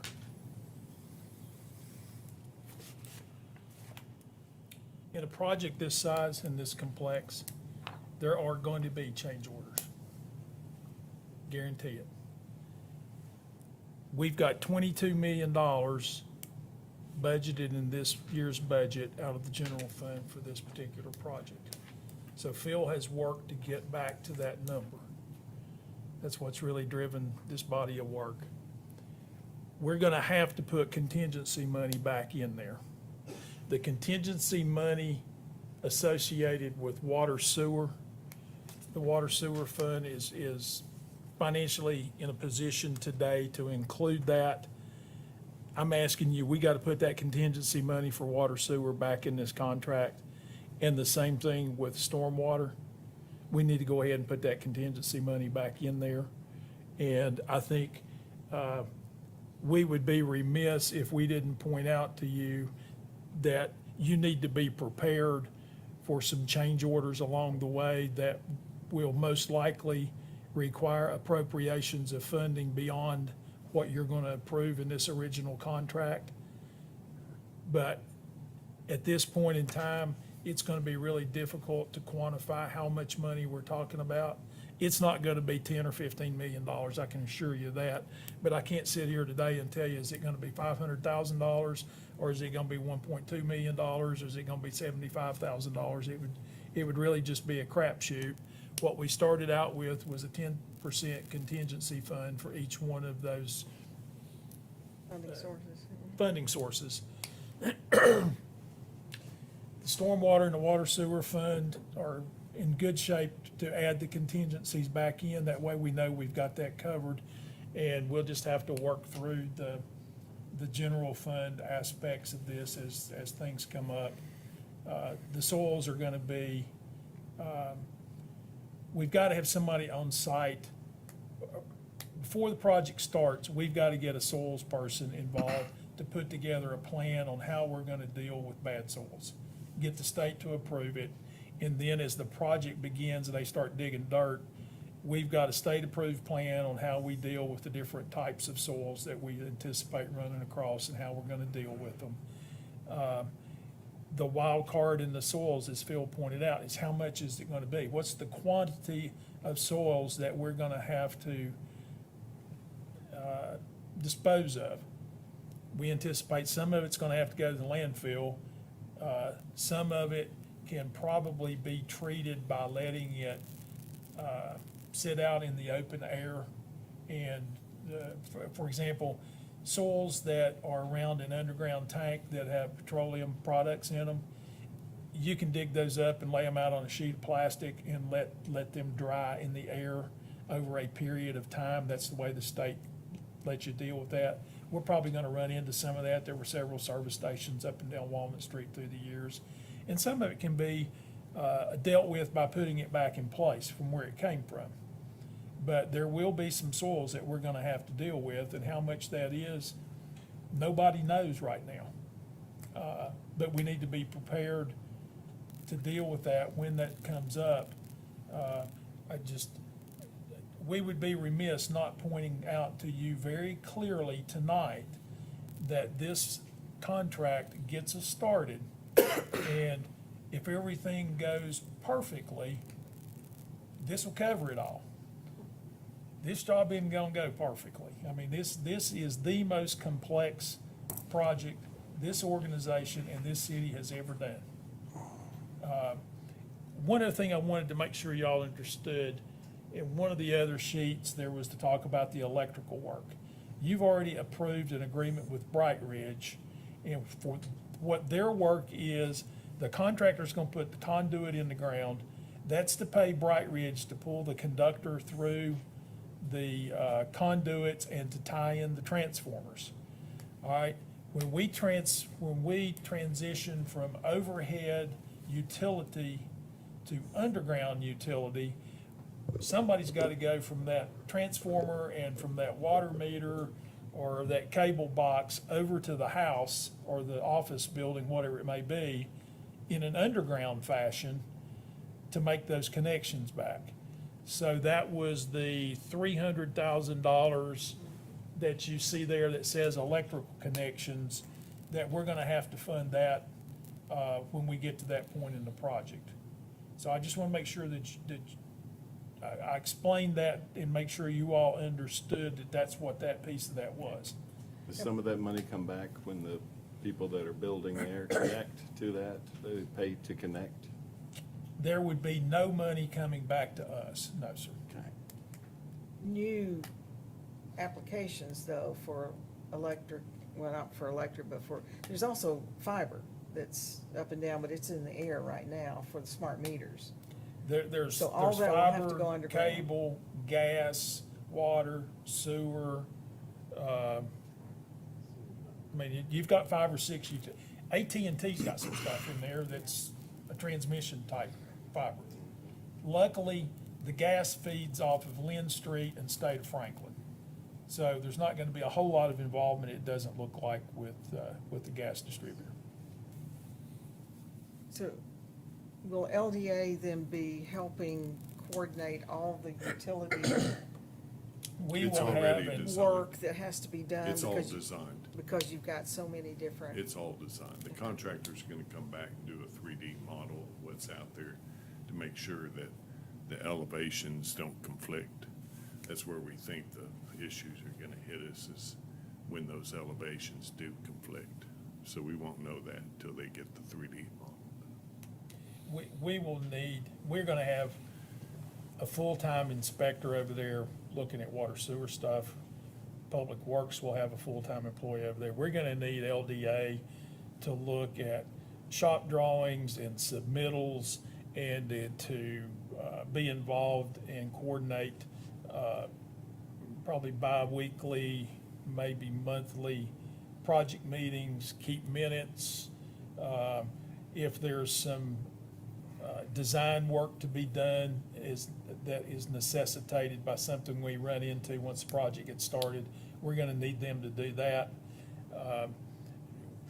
This $240,000 change order to LDA that's also on your agenda will address all that. We'll get that clearly defined as to exactly what they're gonna deliver. And again, just don't be surprised if before the project's done, we use more of their services than $240,000 worth. Reuben, that's not a free pass to come and ask for more money, but the reality of it is, this is a significant project, and it's gonna be very complex, and I don't want you all to sit here tonight thinking, we're approving this contract and this is gonna be the end of it. There is the possibility that there's gonna be some additional It is the costs. end coming. until you start digging, It is, yes, sir. Yes, sir. and then who knows what you find. Yes, sir. Well, I think too, Pete, with you retiring at the end of the year, you're so involved in this. I mean, to have a fixed group that can help, supervise this project as we go through it because of the complexity of it is gonna be really important, to maintain the continuity and. Yes, it is. Experts who this is their work. Yes. There are a lot of opportunities to, as they say, fumble the football here. Yes. Commissioner Murphy? Yes, sir. So if I'm hearing you correctly, this is probably the largest project we've done. Absolutely, the most complex project we've ever done. Water Sewer has done some more expensive projects, but I don't know that we've ever tackled anything this complex previously. Okay, so my question is, and I know we sent this job out for bid. Summers Taylor was the only bid. Should we be more responsible as leaders in the community to seek out others to ask why they didn't bid? Working in construction for probably 8 years of my life, and this large pool of money we're going to commit, it's just somewhat odd that we couldn't get anyone else to bid. Not saying that Summers Taylor won't do a great job and they're not pricing it out correctly. It's just this amount of money and not having another entity bid on it just seems a little odd. Not saying it didn't happen, but just ask, start conversation with that. There are very few organizations that have the resources and the skill set to undertake a project of this complexity. I wasn't surprised that we didn't have a lot of bidders. We were very hopeful that there would be more bidders than one. We actually tried to, I guess entice would be the right word, a firm that did Cumberland Avenue down in Knoxville. It's a very similar project. And I think the recognition was with the duration of this project, by the time they paid their employees housing to come up here and live and per diem and whatnot to be working out of town for 24, 30 months, whatever it's going to take, that added significant cost to the project cost, and they couldn't be competitive. That was one of the things that out-of-town contractors were dealing with. And I guess one other thing we should point out, with the volatility in construction pricing when this was bid and where we are today, we've got 300 and some different unit prices in this contract, Reuben? 340. So we've got locked-in pricing for 340 different pieces of construction materials here. So we know what the pricing is going to be. If for some reason the price goes up on blue widgets, it ain't going to impact us going forward. So that is an advantage that we do have in this particular construction climate right now with price escalations. We've got a locked-in price. Thank you. Yes, sir. Did that address the questions on those couple of items for those who asked to pull them? I think the only thing we've got is one more that would be Charlie, which is the 7.4.2. And then by my count, that's everything we had pulled. I believe so.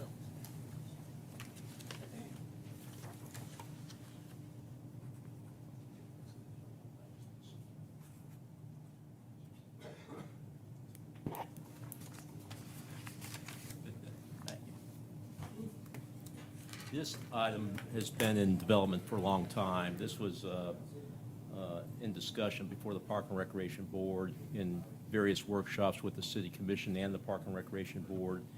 It's been presented as a priority of the Parks and Recreation Board.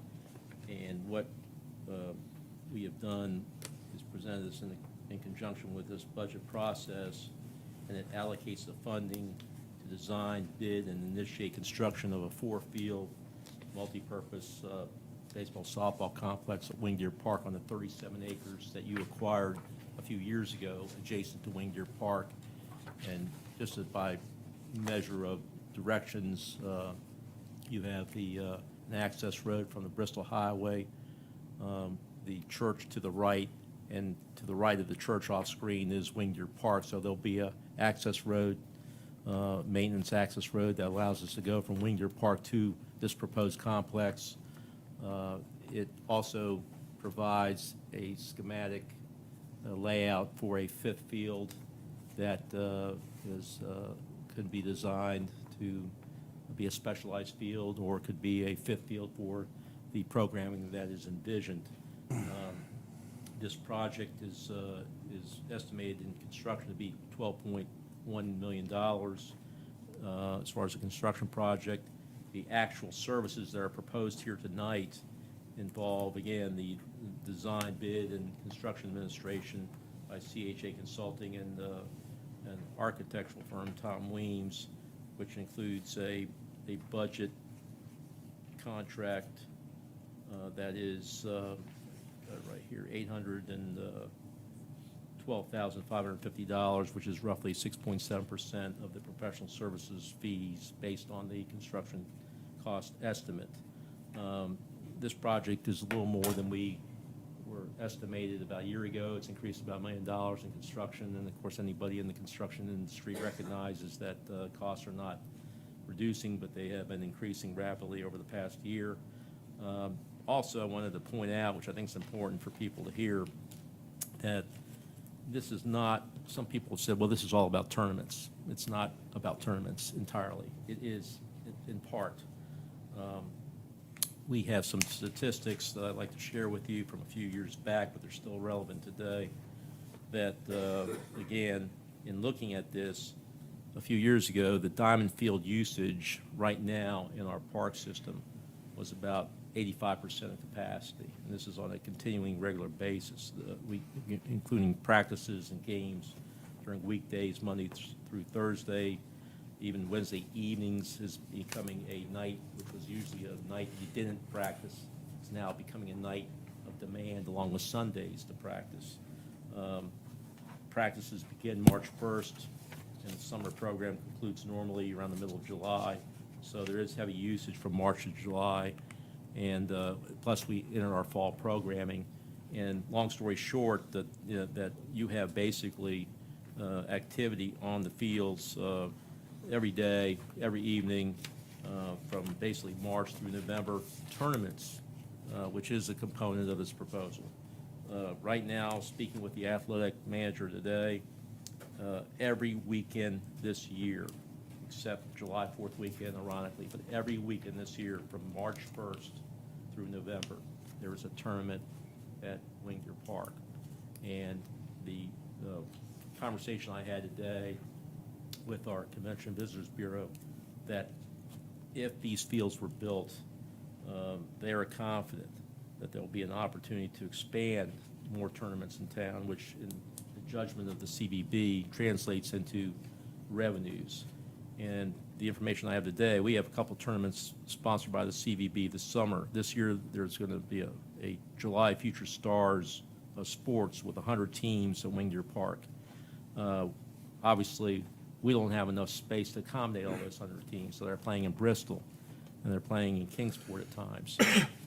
But they will be here for 4 days, and the estimate value of that tournament with those 100 teams is $2.6 million in visitor spending. We also are hosting the USA 14 and under Girls National Championship, which is also going to be played at Wing Deer Park, Ridgeview, White Top, and Bristol. Again, why we don't have enough fields to accommodate these 82 teams. They'll be here 6 days. They're coming from California, Texas, Louisiana, Georgia, Indiana, North Carolina, and Ohio. And the estimated economic impact on that is $4.5 million. And they expect 5,100 people in attendance for this series, championship series alone. So certainly this investment will have a return on investment. But also equally important is this investment is also providing for the citizens of this community to play the league games that are here locally. The practices are occurring sometimes every night of the week. And the games are being played every night with a few exceptions. So it's not only enhancing our programming, we are an expanding park and recreation system.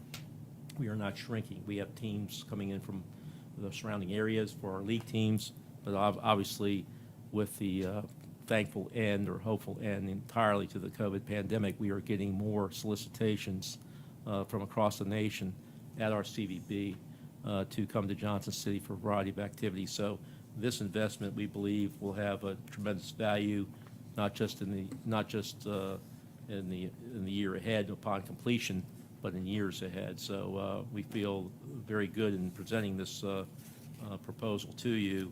And again, it would initiate a process just to give you some idea of time frame, which has been proposed. The design development, if approved, will proceed for a 6-week period of time. So roughly mid-August, they should be completed with design development. They'll go into construction documents, which will then proceed for another 6 weeks after that, and finalizing construction documents by October. Then they'll provide bidding assistance for this project, which again will be up to a 2-month process of development of bidding and bidding it out, presenting the bids, and they'll provide construction administration services, which would be in their estimate for the most of the calendar year 2022 if this timetable proceeds fairly judiciously. So, again, this has been endorsed as a priority of the Park Board for a number of years. We've acquired property to move forward on it.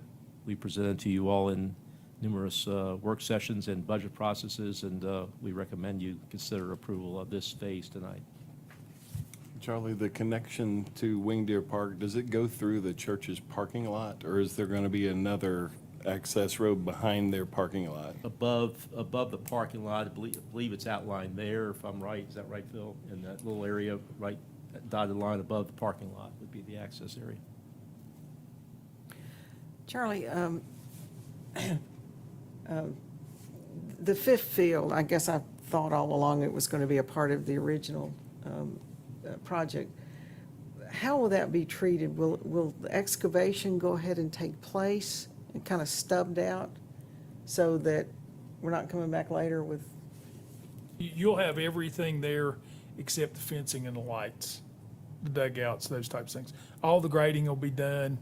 The turf will be, the playing surface and whatnot will be there. It'll be used as a warm-up area, and well, a warm-up area, I guess, picnic area, whatever you want to do with it.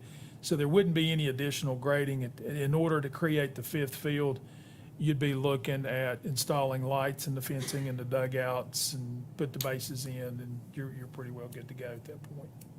Do we have a cost on that? I mean, what's the addition to go ahead? Those things were about $2 million a field. Yeah, and that I don't know, I don't remember Ed's bid, if they broke out lights. I know they broke out lights separately, but the fencing's is a mass number, if I remember right.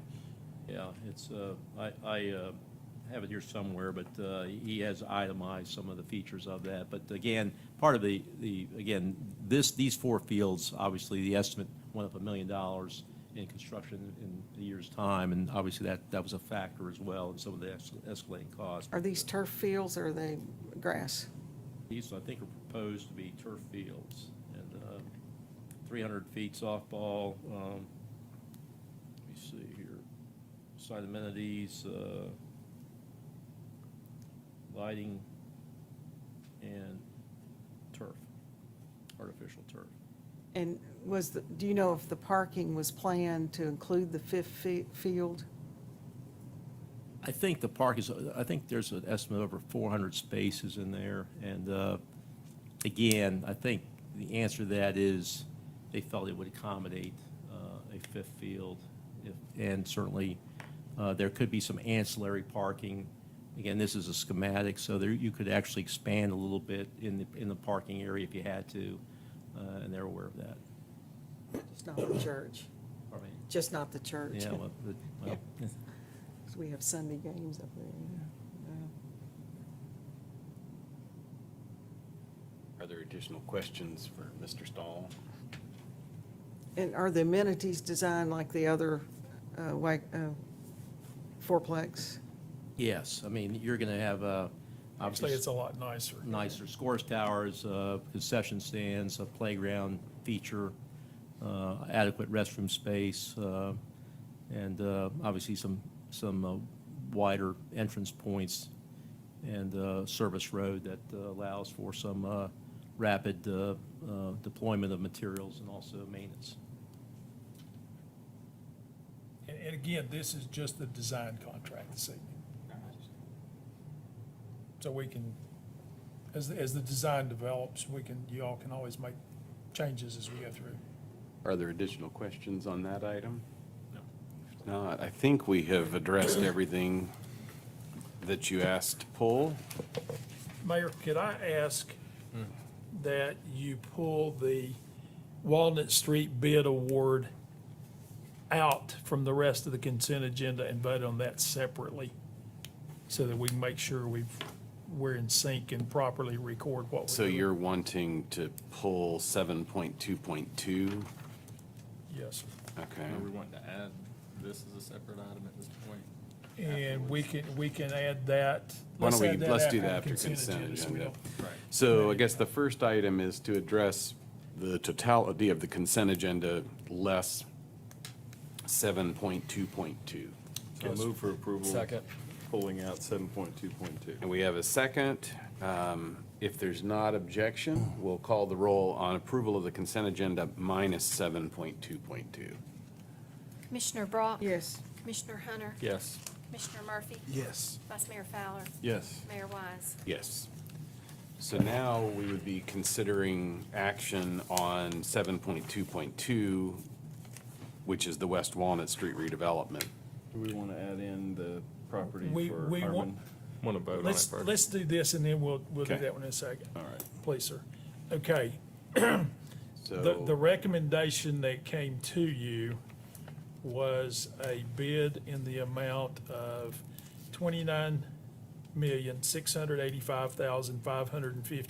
$29,685,552.42. We would like for you to add back in the contingency for water sewer and for a 10% contingency for stormwater and a 10% contingency on what's labeled as COVID fund. As you will recall, that's the pervious parking areas that is eligible for the ARP funding. So when you add those contingency amounts back into this contract, the contract total will be $30,490,138.22. That's all funds, water, sewer, stormwater, general fund, and what's being, the ARP funding that's being utilized. As Phil pointed out, we will have to come back sometime in the future when we bid out the traffic signal at Pine Street.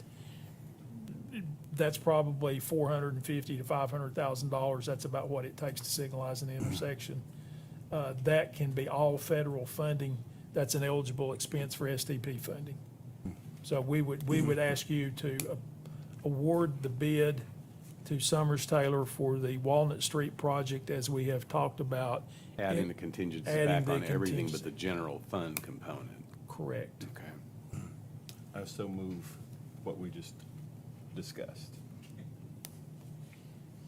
I just have, just one other clarification on the general fund contingency. If you kind of go through that one more time for me, I was a little slow on it. Okay. The contingency amounts we're going to add back are going to be 10% per fund. Yeah, So the water sewer, I get that part, Okay. just the general fund. the why we're general not fund, gonna Add that back in. at this point in time, we don't have the budget, the FY '22 budget, to accommodate more than $22 million worth of expense for the Walnut Street project. So, when we run into change orders in the future or the needs for additional funding on the general fund pieces, we will need to come back in and discuss with you at that point what it's going to cost and the additional funding would be. You're going to have fund balance. You've got adequate fund balance to address some of that. It could be the thing runs like a Swiss watch, and at least for the first year or so, and you don't need any contingency money. So contingency out of the general fund will be funded on an as-needed basis, and we would have to look for the funding source.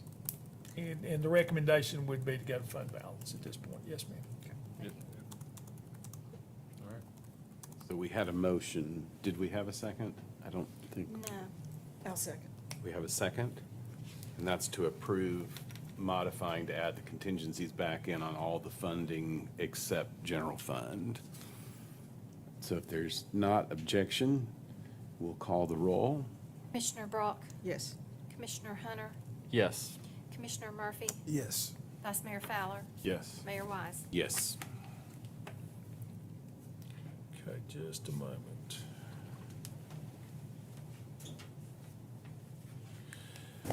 All right, this takes us to ordinances. The first being ordinance number 4760. I'm sorry, we need to add one. I need to ask you to add an item to the agenda. Thank you, Phil. As Phil explained earlier, and as you are aware, we have been in discussions about the need to acquire the property located at 724 West Walnut, which is the current location of Harmon Ice and Cold Storage. We have, earlier you approved us proceeding with condemnation proceedings. The appropriate action was filed with the court.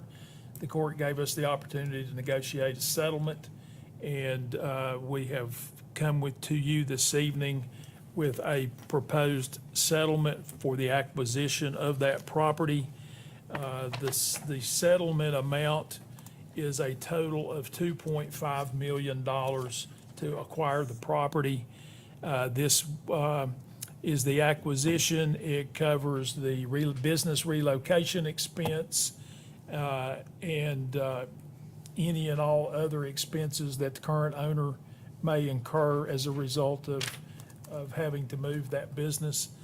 As Phil pointed out, excuse me, this is the site for the stormwater detention on that end of the Walnut Street project. It allows us to develop a park-like space, a detention area. It could very easily look something like King Commons.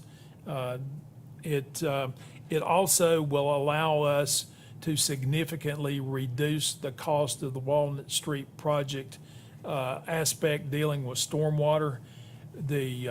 One of the other designs was to include a significant amount of piping rather than using the Harmon property. By using the Harmon property, that's going to save us well in excess of $600,000 worth of work associated with stormwater. And it also resulted in some cost savings to the water sewer fund because there were going to be some conflicts between stormwater and water sewer, which would have probably necessitated relocating some water and sewer stuff in order to get stormwater through there. So there's very significant cost savings to the project as a whole by acquiring the Harmon property for the purposes of stormwater detention and cost avoidance on dealing with that stormwater in another fashion. So the current property owners are in agreement to this settlement. What you've got before you is actually two different things. One is a condemnation settlement agreement in the amount of $1,050,000. And the other item for your action this evening is a real estate contract of sale in the amount of $1,450,000. We would recommend your approval of both matters, and we'd be glad to answer any questions you may have and So do we need a motion to amend the agenda? to add it to the To the agenda, agenda. if you so choose, please. Move to add it to the agenda. We have a motion and a second to add the item to the agenda. If there's not objection, we'll call the roll. Commissioner Brock? Yes. Commissioner Hunter? Yes. Commissioner Murphy? Yes. Vice Mayor Fowler? Yes. Mayor Wise? Yes. So do you want to take up consideration of that since you've done all the lead up? Please, sir. Together or separately? Probably cleaner if you do it separately. And which first comes? So we do the real estate first? The real estate So I move contract to of sale, To please. accept the real estate contract of sale for the harmonized property. Second. We have a motion and a second. If there's not objection, we'll call the roll on the real estate contract. I'm sorry, what was the amount on that? $1,450,000.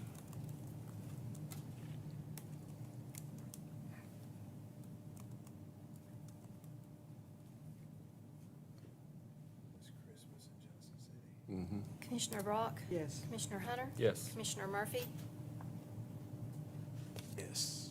Commissioner Fowler? Yes. Vice Mayor Fowler and Mayor Wise? Yes. Next, if we could ask you to take action on the condemnation settlement agreement in the amount of $1,050,000. I move for acceptance of the condemnation settlement agreement with Harmon Ice. I'll second. We have a motion and a second. If there's not objection, we'll call the vote. Commissioner Brock? Yes. Commissioner Hunter? Yes. Commissioner Murphy? Yes. Vice Mayor Fowler? Yes. Mayor Wise? Yes. And we will have a new road through this space. We will have green space. We'll have stormwater detention and add a great deal of value to this whole project. And we really will. I think this is going to be a key piece on the west end. We've got all kinds of green space down on the east end, and the ability to detain stormwater and prevent or to reduce the likelihood of flooding downtown with this facility and having some green space there to soften up the appearance and give people a place to go and dine, play, toss frisbee, whatever they want to do. I Same think it'll be good. concept as Founder's Park and King Commons. Just on a smaller scale. Yes, ma'am. What's up next? Next on your agenda is consideration of ordinance number 4760-20.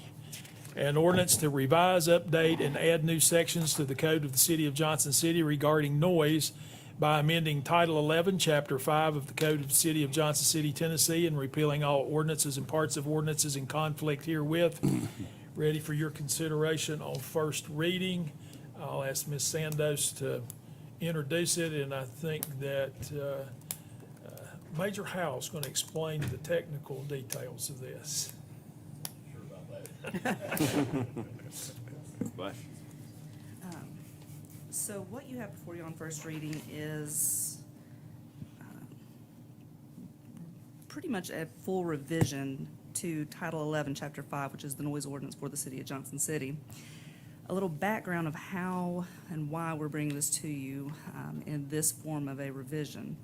In 2013, there was a pretty substantial revision to the noise ordinance that went through a very complex way of measuring the sounds and how they're measured and where they're measured. What that effectively did, though, was hamper and hinder the police enforcement of the noise ordinance. So since 2013, we have a very complex noise ordinance, but we don't have an enforcement arm of it, just because of the way that and the mechanisms of how it's done. So we were approached, the legal department was approached to how to make this something that we actually can enforce. So that's where we started with this ordinance and with the revisions that you now have before you on first reading. In its original state as it currently exists, the noise ordinance has 7 sections. What you have before you is comprised now of 13 different sections. So going through what those major changes are, we add and pull out some additional maximum permitted sound levels for different areas. What you currently have only has residential zones. In the proposed ordinance changes, we include construction activities, power tools, equipment, and then expand on those motor vehicles as well. What we also add into this ordinance is the administration and enforcement piece, which clarifies also and simplifies how this is actually enforced. And I'm going to let Major Howe talk to you about that in just a moment, about the practicality and the applicability of how we're actually going to be utilizing this ordinance in the future. Before I get to that, one of the other major changes that you're going to notice in this ordinance is proposed 11.509 and 11.510. This is the voice sound amplification prohibition. What that means is that what we have proposed for you is a ban on voice sound amplification devices on public property. And that's important to note that it does not apply to private businesses. That does not, it shouldn't have any impact on commercial and entertainment activities or activities that take place on private property, with the exception of those noise levels. For this type of ordinance, and I'll give you a little background on how we, what we went through to prepare the language that's before you. An ordinance change of this nature, we have to look at it from multiple legal angles. And we do have strict scrutiny that we must apply whenever we're creating language. So we have to be furthering a governmental interest. We have to use the means that are substantially related to that governmental interest, and we have to use the least restrictive means necessary.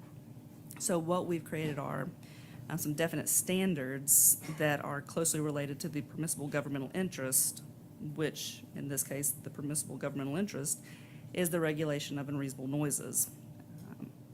And what you will see in 11.510, there is a exhaustive list of exceptions to that prohibition. And the list of the exceptions that we have, it is sufficiently definitive to secure against any arbitrary enforcement. And what I'm going to do is let Major Howe talk to you about some of the issues that we have with our current ordinance and enforcement, and what the proposed ordinance, how that should alleviate some of that hindrance that our police officers are currently undertaking.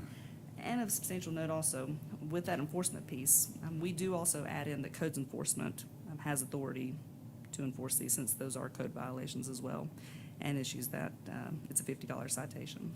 So I'm gonna Good evening. As Ms. Sandos said, the best thing about the new ordinance is that it allows us for more immediate enforcement. The problems that we kind of ran into in the past is that we would take a measurement of the sound according to the sound meter, and then we would have to come back the following night to take an ambient reading. The problems that we ran into, and I'll just use one of our former nightclubs as an example of that. That nightclub might be open 5 nights in a row. So if we go that night of the complaint, We go to the nearest property line of the complainant, we take a reading, and then, according to the statute that's in effect right now, we would come back and take an ambient reading, or supposedly take an ambient reading the following night. With that business being open 5 nights in a row, that would get extended until a time where that noise was no longer a problem. So when someone complains about the noise, you're not getting immediate remedy to that problem because of the way the ordinance was written. With this, officers can take immediate action based on the reading that they're seeing. And I've learned a lot just from reading the new ordinance about sound decibels and the different scales and things like that. So I won't bore you with that because I'm really not an expert in that, despite what Mr. Peterson says. But that is the biggest proponent to the new ordinance, is that it allows us more immediate action. We do typically what our biggest complaints are barking dogs. We get the loud nightclubs, screeching tires downtown, things like that. Those are violations that officer can immediately take action upon. And where this will come into more in play are those nightclubs that are the base. When an employee opens the door, every single night, we have residents complaining about that. I know we've seen that Roan Street, we've seen that on Walnut Street, but the way it's written now, again, I won't bore you with more, but we can take more quicker action than what we could in the past. Are there questions for the major or Ms. Sandus? I do have one, yeah. So an example, if someone rents the amphitheater at Founder's Park and they're having a play, or they're having, some kind of forum or something there, and they have sound amplification, does this apply to them as well? No, they would fall under that exception. They would be an authorized event, and there would be an authorized representative of that event that would allow for that artificial sound amplification. It's under 11.510.5. It's got the 0.5, exceptions, which is parks and baseball fields and Gotcha, okay. ETSU and. I was looking up there, where, Right, yeah, for right. the wrong one, okay. And whenever we crafted this, we did examine some other cities across Tennessee. What we have is a very close model to Murfreesboro, but Franklin and Knoxville as well have these same type of ordinances in place that Good to know. have been effective. Thank you. Are there other questions for staff or a motion for action? I would move for approval. Second. We have a motion and a second. There are 2 more readings on this, right? Correct. Other questions? Sir. Okay. Motion and a second. If there's not objection, we'll call the roll and then quickly be left wayward as Mr. Peterson is left, and I don't see Charlie either. So, Commissioner Brock? Yeah, I will vote yes, but to Commissioner Murphy's point, there will be public input opportunity at second reading on this, which will be important, yes. Commissioner Hunter? Yes. Commissioner Murphy? Yes. Vice Mayor Fowler? Yes. And Mayor Wise? yes. Mr. Stahl, what's up next? Oh, there he is.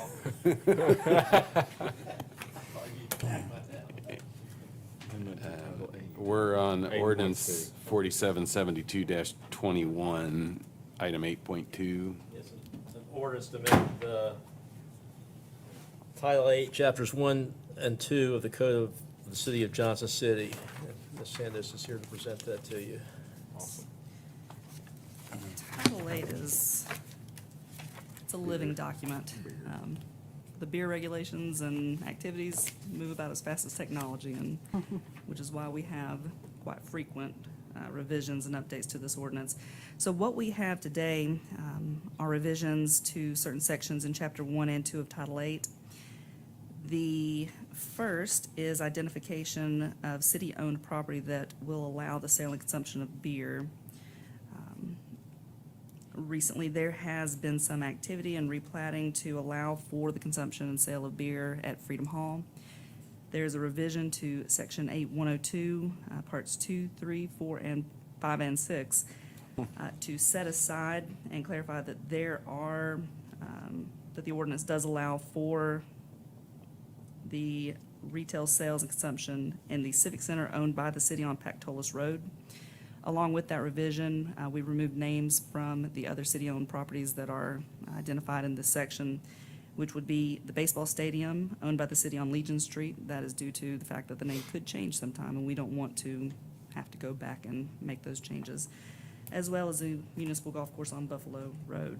While it's unlikely that the name of the golf course is going to change, it just provides a better route forward in the event that there are any changes. The second change that we have before you is removing the Johnson City Development Authority as the scheduling agent for Founders Park, King Commons, the Pavilion at Founders. Recently, the city has approved, and it was the termination of the agreement where JCDA controls those items. Now, those will all go through the city, again, as we now do also have a dedicated special events staff member. The third change that we have is clarifying that proceed designations for temporary carriers and beer licenses need to be for a nonprofit or a charitable organization. It was pointed out that we have some miscommunication and disjointed language between our ordinances and our applications. What this does is it clarifies the intent that's always been underlying, but it was brought to our attention that we did not close that gap, and so that is what this language is doing. So you'll see that it just adds in that some portion of the proceeds, and there's not an audit that's done, it doesn't say 100%, it's some portion of the proceeds, though. How does that impact something like the Thirsty Orange? Because that's private, isn't it? I believe that they have always identified a nonprofit organization Yeah. on their application, so it Have wouldn't they? impact Okay. them at all. Yeah, like the trout or Oh, one of that's those right. wildlife. Yeah, it is, yeah, you're right. So our application has a line for that. Okay. And the organizations have been completing that portion. But it was brought to our attention that we didn't have anything in our ordinance that clarified that. So I don't think they're a 501c3, but as long as they give a portion of it to Yep. a 501c3, then they're And so you don't. eligible. Right, you don't have to be a 501c3 to obtain a temporary occasion beer license, as Okay. long as you are a business that has a valid on-premise license and does not also hold a TABC license, and that's a state requirement. So, yeah, it just states that some of the proceeds for the special events just have to be for the benefit of a bona fide charitable organization or nonprofit. And that's in line with the general use of the city-owned property as well, not to allow it to be used for private enterprise. So what if a high school class has a reunion down there and they have a cash bar? If a high school is running a bar? No, she's the imagining alumni. Oh, okay, now, okay. Yeah. 20 years later. A high I was gonna school say, I think we reunion. have Because I Yeah. heard it the way you heard it at first. Yeah, I thought, sorry, "Wait, sorry. what?" Yes. I'm getting old. Well, mine did, and they had it there, and then we had a Yeah. cash bar. I don't, were we illegal or not? Yeah, we'd have to look at the application and just make sure that some of the other requirements, that are state requirements as well, are being met. But generally, we haven't had any issue with it being for a bona fide charitable organization. We just couldn't set up the Sonny Santos Private Fund to benefit from these type of activities. And again, this isn't something that we've run into an issue with. We're just buttoning up and closing up all the gaps in the language. The last change that we have Put that between you and your maker. is setting a specific identified distance requirement for temporary occasion beer licenses during special events. This is to provide consistency with the distance requirements that we currently have for establishments that hold an on-premise license. It's just to provide the consistency that if these are licensed establishments and they have the site distance requirement, it only tends to follow logically that if we're having a special event, that the same governmental interest would be consistently to have those 100 feet distances from the identified churches, playgrounds, and religious establishments. So that applies to King Commons, right? It would apply to King Commons. And how are they handling that then? So the events that have already taken place have fallen within the proposed language as well.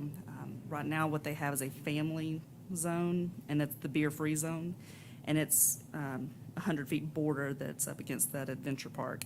And then on the other side, because King Commons sits between a nonprofit organization that has some religious foundation to it, there's 100 feet on that side, which is the Haven of Mercy, and then there's 100 feet on the other side, which is the playground. So right now, it fits perfectly into these parameters.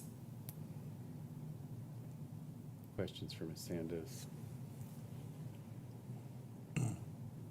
I would move for approval. So we have a motion and a second.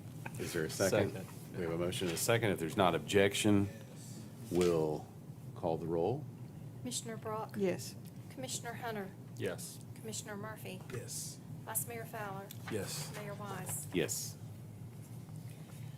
Next order of business is consideration of ordinance number 4776-21, an ordinance to revise the code of the city of Johnson City to prohibit the use of tobacco products on city-owned property by amending Title 11, Chapter 1 of the Code of the City of Johnson City, Tennessee, and repealing all ordinances and parts of ordinances in conflict herewith. Ready for your consideration on first reading. Ms. Sandos? The motivation behind the drafting and proposal of this ordinance is in direct result of the recent Senate Bill number 28 that was passed this legislative session in Tennessee. It was signed by the governor on May 27th, 2021, and becomes effective on July 1, which if this ordinance does pass, it would become effective on July 15th. What the state has done is passed a state bill that allows municipalities to authorize by ordinance the prohibition of tobacco products and vape products on the grounds of public parks, public playgrounds, public greenway spaces, and any public property that's accessible by use of youth as long as those properties are owned by the respective municipality. And youth is defined also in the state bill as anybody that is under the age of 21. So what we have done is provide you with an ordinance with language that is a close mirror to the state authority. You probably note that in all of our parks, we already have no smoking allowed, and you'll see that on the sign. That's been by policy, so what this does is make those things effective by ordinance. What about sidewalks downtown? Is that excluded or? Sidewalks are not included in this. It'd be the greenway spaces and the paths that lead to those or through those. Would, like the farmer's market be included? No, I believe that there are no smoking signs. policy. And by policy. What we're authorized by the state to do are only for those parks, playgrounds, and greenways. But it doesn't affect the ability to issue the ordinances for the other city-owned properties. Or issue the policy, sorry. Is the pavilion, Mr. Peterson, a part of a public park? It is not. Neither is King Commons and Founder's Park. Neither one of those facilities are parks. They're called parks, but they're, The name park? they're, There's stormwater management devices masquerading as parks. yes, sir. So under the They're green definition. spaces. Right, they would qualify under the On the greenway. Greenway, okay. Not a park, but a greenway. Yes, they're the man-made linear features designed. I just Well, love we the have way hanging attorneys baskets talk. on our sidewalks. Could that qualify? I recognize it's Lawyer English. I make a motion to pass the second reading, if that's okay. Thank you. We have a motion. Second. And a second. Is there objection to calling the roll? We'll call the roll. Commissioner Brock? Yes. Commissioner Hunter? Yes. Commissioner Murphy? Yes. Vice Mayor Fowler? Yes. Mayor Wise? Yes. Next is ordinance number 4771-21, an ordinance to amend the zoning map of the city of Johnson City, Tennessee, being part of the appendix to ordinance number 1519, entitled an ordinance to adopt a code of laws and ordinances for the city of Johnson City, Tennessee, and to repeal all laws and ordinances in conflict therewith and mandatory thereof by changing from I-2 heavy industrial zoning and R4 medium density residential zoning to R2 low density residential zoning, B3 supporting central business zoning and MX1 mixed-use neighborhood zoning the following properties in the Mountain Home neighborhood: 207 Highland from R4 to R2, 201 Highland, 324 and 340 South Commerce from I-2 to R2, 917 West Watauga from I-2 to B3, 905 West Watauga, 312 and 316 South Commerce from I-2 to MX1, 803 West Watauga from R4 to MX1, 222 and 224 Highland from R4 to MX1, and a portion of the CC&O Railway from I-2 to B3 and R2 is ready for your consideration on second reading after public hearing. Thank you, Mr. Peterson. Mayor, Commissioners, I've given this presentation to you several times, and so I will really just use this slide.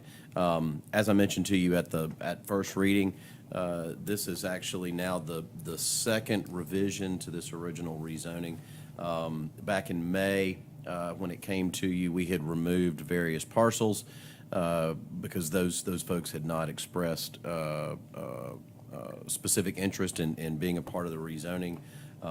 And so we moved forward in May and then came back to you in June with a second revision to remove the parcel here on the corner of Lamont and Whitney.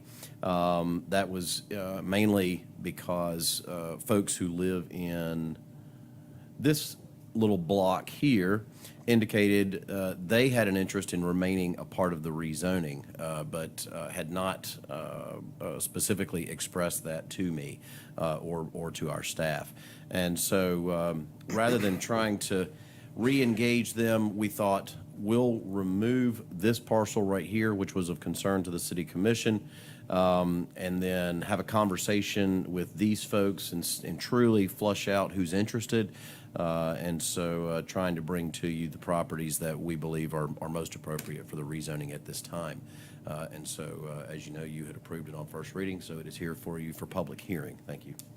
All right, and I do believe we had a request to address this item, and so we'll open the public hearing, and anyone wishing to speak for or against 477121, please approach the podium. Give your name and address.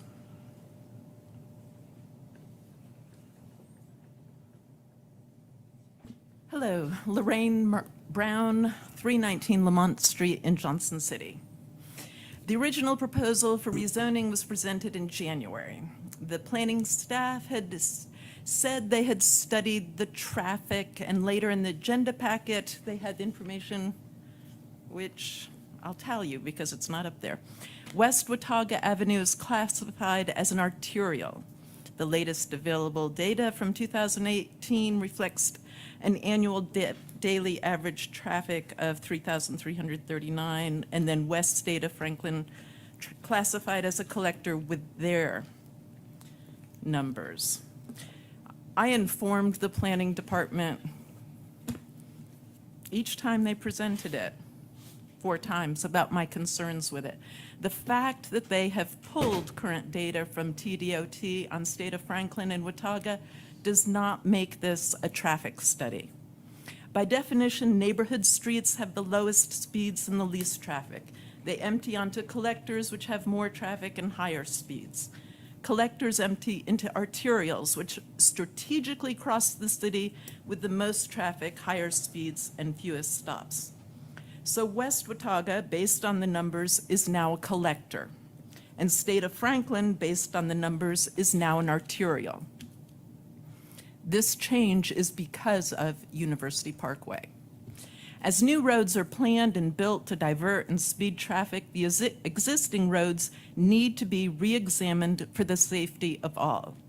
I believe pedestrian safety and the walkability of our neighborhood would be greater if the city had listened to us 12 years ago, before University Parkway was completed. I know it would have been cheaper to incorporate at least some of our ideas at that time than to implement the needed traffic calming measures now. Don't all the changes in the downtown, all the changes in traffic in our neighborhood and the downtown warrant a study before selling prime city-owned lots or rezoning? A current study makes sense not just for the livability of our neighborhood, but the success of the downtown revitalization. You are considering rezoning properties that do not have direct access to either an arterial or a collector street. You were told by your city manager that the city parking lot at the end of Founders Park is already at or near capacity during annual events. And the neighborhood streets do have trouble with traffic and parking. It is more fiscally responsible of the city to make an in-depth current study and make long-range plans before you rezone. To allow mixed use without a study will make the existing traffic, parking, and safety issues worse, and it will make addressing these problems more expensive.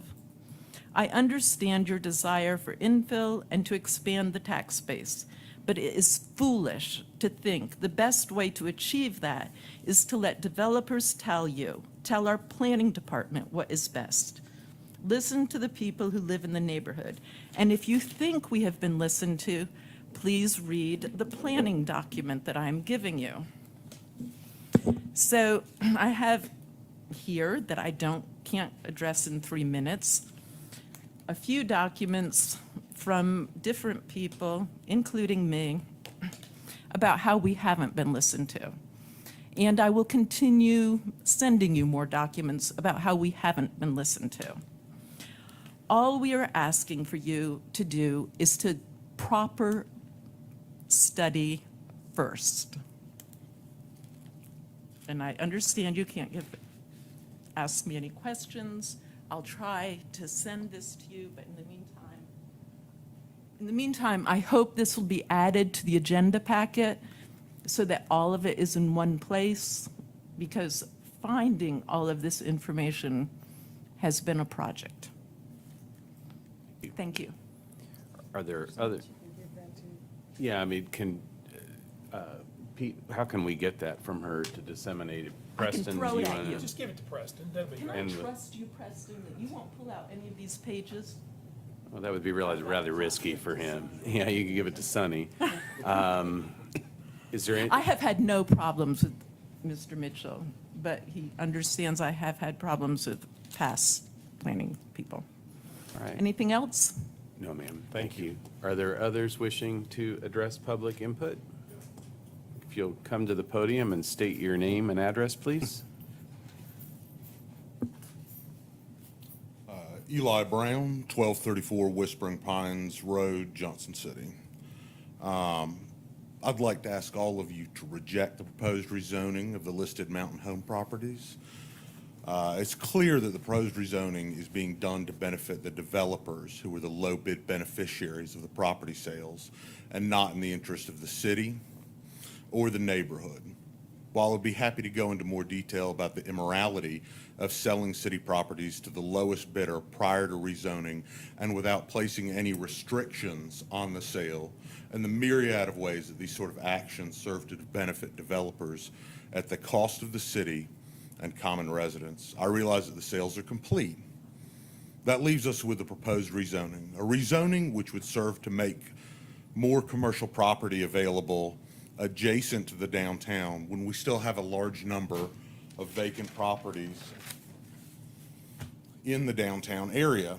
It would also increase traffic through the Mountain Home neighborhood, hurting both the Mountain Home residents and ongoing efforts to revitalize the downtown area. The bare minimum of due diligence that I would expect before a rezoning of this kind is that a full study of the impact of the proposed rezoning be ordered and examined to ensure that this is in the best interest of both the downtown revitalization effort and the Mountain Home neighborhood. Please act in the best interest of everybody and order a complete study. Thank you. Thank you. Are there others wishing to address this item? If they're not, we'll close public hearing and move to the commission for deliberation and questions that you may have. I have a couple of questions for Preston, if we could. On the streets in the Mountain Home area and Watauga, Yes, ma'am. the speed limit there is 30 miles an hour on all the streets, is that correct? I would have to get confirmation of speed limit on all the streets. The speed limit in the but- city is 30 miles an hour unless otherwise Residential stated. streets are 25. 25, okay. Is that, am I remember that right, Carl? Well, the posted speed limit and what people drive are most frequently not the same speed. Yep. No matter what street you're on. So they're 25 in the residential. Okay. Right, I was gonna say, sometimes 30. So we depends probably on the need to street. check that, and if we don't have the appropriate signage out there to maybe address that. And then on Watauga, it is 30. I believe so, yes, ma'am. Yeah. And so it is an arterial? No, actually, those two terms have been flipped. What West Watauga is the collector. The AADT numbers are correct, but West Watauga, the one running from State of Franklin over to Market Street, is the collector, and State of Franklin is the arterial. Okay, so the Right. collector, what's the possible speed limit on a collector? That's the one that is 30 yeah. or 35. And yes, that can't ma'am. go any higher than that? Generally No, not, You wouldn't no, want to ma'am. drive any faster than that on Right, Watauga? right. And the collector street functions in a way to, as Ms. Brown mentioned, to collect vehicles from local streets, from the side streets. So for example, looking at the map there, your collector is designed to collect vehicles from Highland, from Lamont, from Hamilton, and then send those vehicles down the collector to an arterial, which is generally taking you to other destinations in the community. That's why we have that hierarchy or that classification system. And those properties being recommended to change to MX1, they don't necessarily have to develop into anything. The houses can stay there and, Absolutely. Yeah. And I think another important element to this, and, based on some of the things I was hearing, is that we have mentioned this several times through the presentations, is that this is not, number one, there is no development proposed as part of this rezoning. This rezoning is not tied to the sale of any property. This was initiated by the planning staff. As you know, the sale of property is something that is under the control of the city manager's office and then you all. So city planning staff initiated this rezoning last fall with some interest from property owners in the area, as well as an effort to clean up some non-conforming zoning, such as what you see down there along the railroad tracks. And then also to downzone properties that are city-owned, such as the parkland there, which is the proposal to take that from heavy industrial, which is no longer needed, to the R2, which is appropriate for the open space.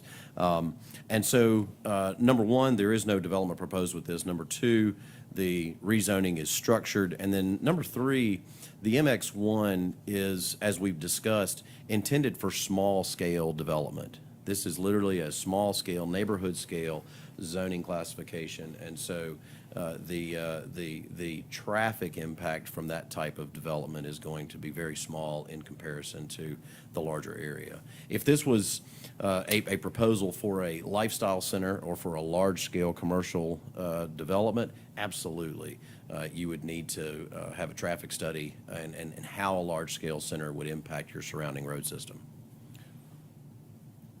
Can you just briefly give me an idea? So the section that's being proposed to B3 is currently I2, correct? Yes, and in fact, as part of one of the older,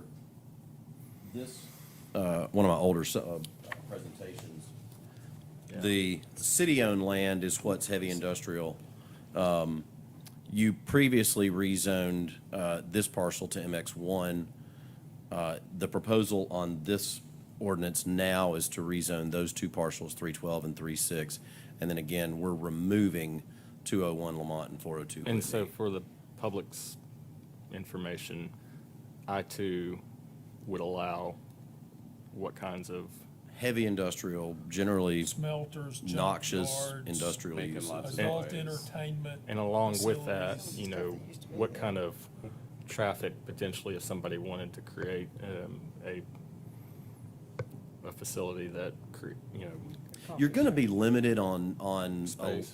a large-scale facility anyway because of land, but I will add this, that generally with heavy industrial, regardless of the amount of land, you do bring in large truck traffic, and so you have distribution and trucking, whereas you will not have that with small neighborhood-scale mixed use. So if somebody could create a scenario which there would potentially be a larger negative impact in an I-2 scenario, not just in traffic, but also in smells and things like that, that could also create issues. Right. A recycling facility is allowed in an I-2. So you could have machinery over there crushing cars, trucks hauling in and out metal or whatever they wanted to do. And so with B3,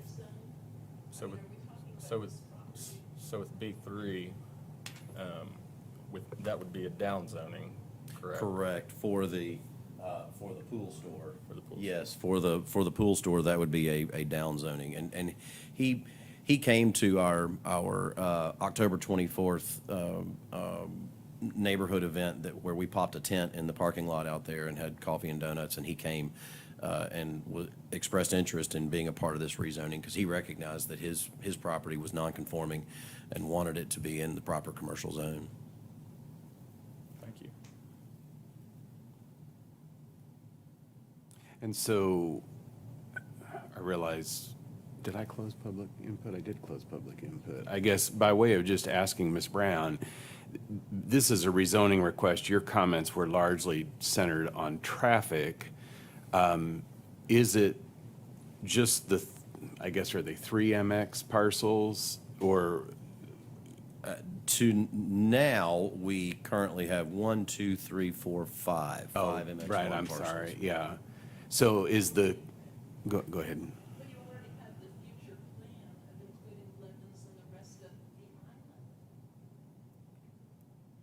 What she's referencing is staff initiating conversation with these folks, but that's a policy decision, and that's not something that's before you now. Right. And so, right.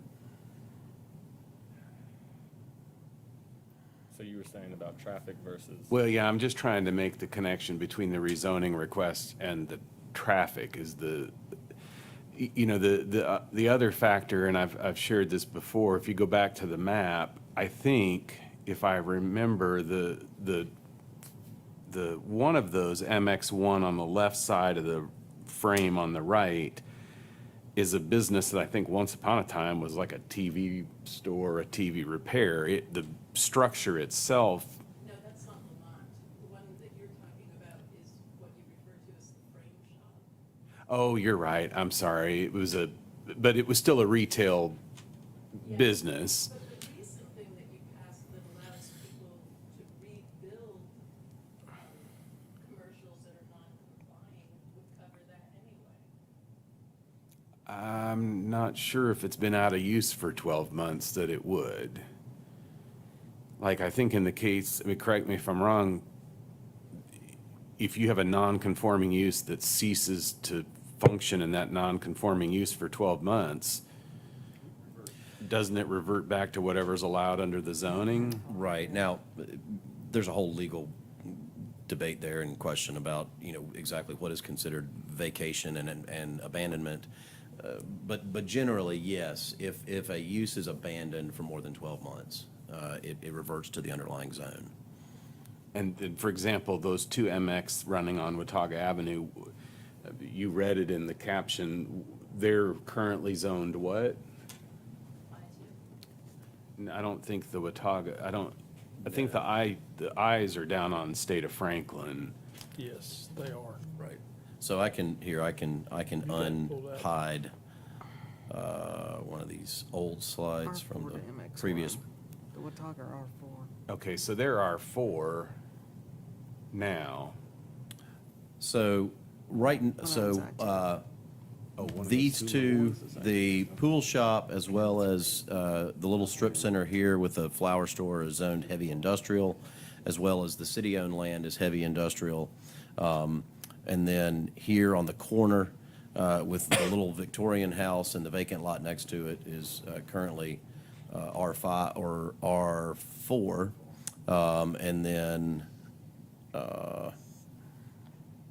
And then over here, the Michael Manzi pieces are also currently zoned. I'm sorry, ma'am. Right here, this is I-2. Right, that's what I was talking about. It's heavy industrial. That's, These. You have them as brown. Are we reopening it? Public hearing? right, that's Well, what. no, I that's want to our- understand the connection so that I at least heed the comment. It just seems to me like overall, this is a down zone in, MX1 is definitely less than I2 and R5, so they were non-compliant. Some of those places were non-compliant in the These past. properties here, all of these properties here, including the city-owned property, these are all non-conforming right now. And so that clears all the non-conformity there. In terms of the Victorian house and the vacant lot next to it, it is an upzoning, so it is intensification from residential, but again, going back to the staff report, you're looking at a collector roadway, you're looking at higher volume and higher speeds along a collector roadway. You're also looking at the realization that oftentimes along collector or arterial roadways, single-family residential sometimes is just no longer a valid use, and so adaptive reuse or redevelopment of those properties in a way that is consistent with the neighborhood and compatible with the neighborhood can help encourage and incentivize new investment. And that's really what this mixed use does. So if you think back to the rezoning that was done with Brian Winston, Local Motion, where right across Maple Street there, he purchased a dilapidated piece of property, has since removed that structure, is going to provide new investment into that neighborhood and expand his business in an area that once was entirely industrial. And since then, the city has come in and invested public dollars into the Tweetsie Trail. Following those that public investment, you saw Mr. Winston come with his private investment. The same thing is happening here along Founders Park. Public investment has been made, private investment generally follows. And so what we're simply trying to do from a planning perspective is allow for that.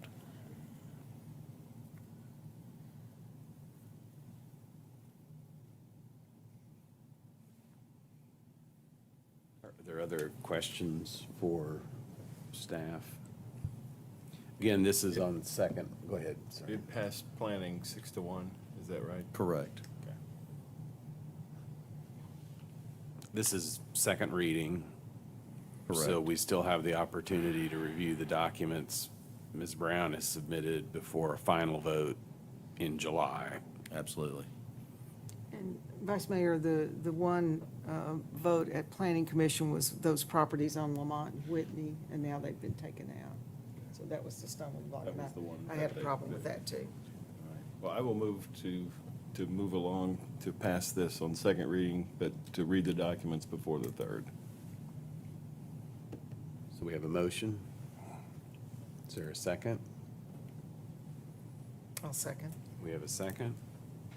Any further discussion, or we'll call the roll? Commissioner Brock, Yes. Commissioner Hunter, Yes. Commissioner Murphy, Yes. Vice Mayor Fowler, Yes. Mayor Wise. Yes, reserving my right to surprise you after I read the documents, so. Your next order of business is ordinance number 4774-21. An ordinance to amend the zoning map of the city of Johnson City, Tennessee, being part of the appendix to ordinance number 1519, entitled an ordinance to adopt a code of laws and ordinances for the city of Johnson City, Tennessee, and to repeal all laws and ordinances in conflict therewith and amendatory thereof by changing from B4 planned business zoning to R5 high-density residential zoning. Certain property along South Rome Street is ready for your consideration on second reading and public hearing.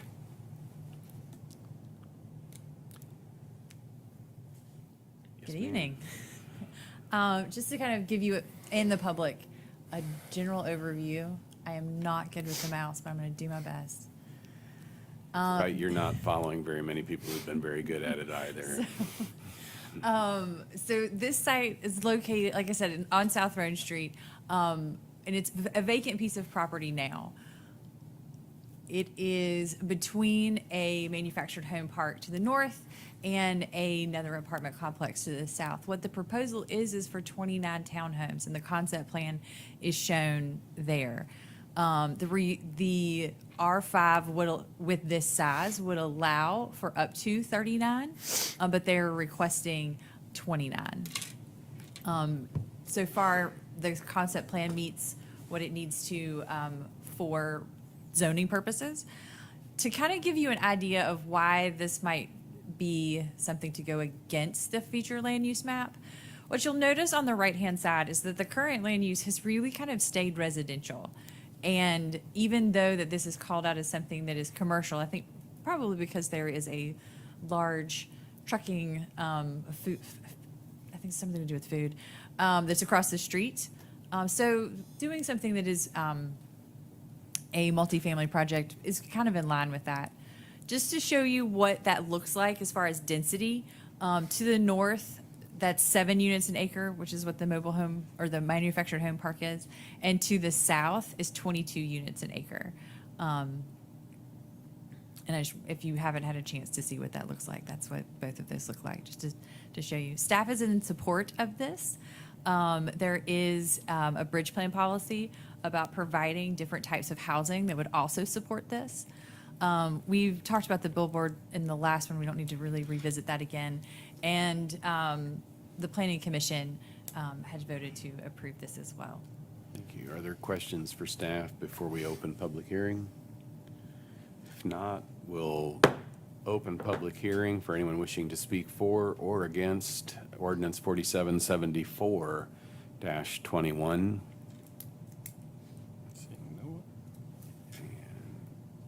Seeing no one, we'll close public hearing and turn to the commission for questions or deliberation. I move for approval. Second. We have a motion and a second.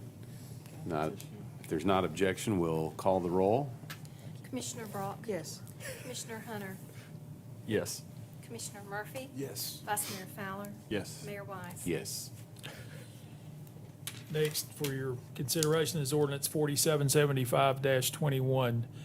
An ordinance to amend the zoning map of the City of Johnson City, Tennessee, being part of the appendix to ordinance number 1519, entitled an ordinance to adopt a code of laws and ordinances for the City of Johnson City, Tennessee, and to repeal all laws and ordinances in conflict therewith, and amendatory thereof by changing from R2B low-density residential zoning to RP2 planned residential zoning and R2C low-density residential zoning, certain property along Highland Church Road at the intersection with Hairtown Road is ready for your consideration on second reading and public hearing. Again, just to kind of go over some highlights of this request in case anybody from the public also needs to hear it. There are two parts to this request, and I'd like to start with the phase 2 first, which is to develop 69 single-family lots.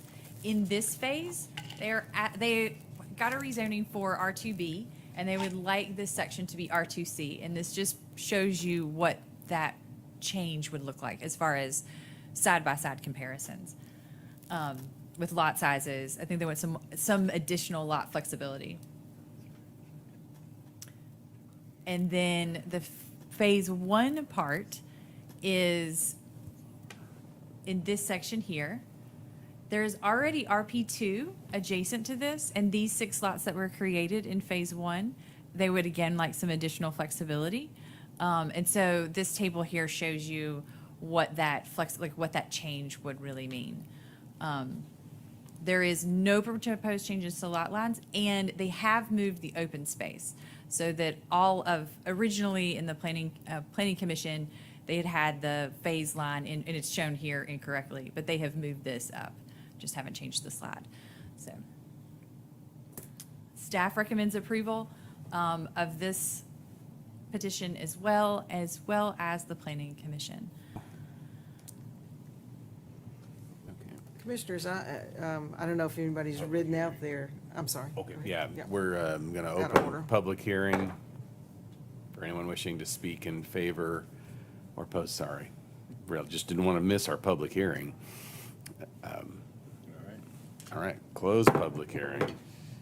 I don't know if anybody's been out there to look at the development, but our representative, Tim Hicks, caught me the other day, and he said, this is one of our premier developments in the city, and we should be really proud of it. So I'm going to get out there and take a look.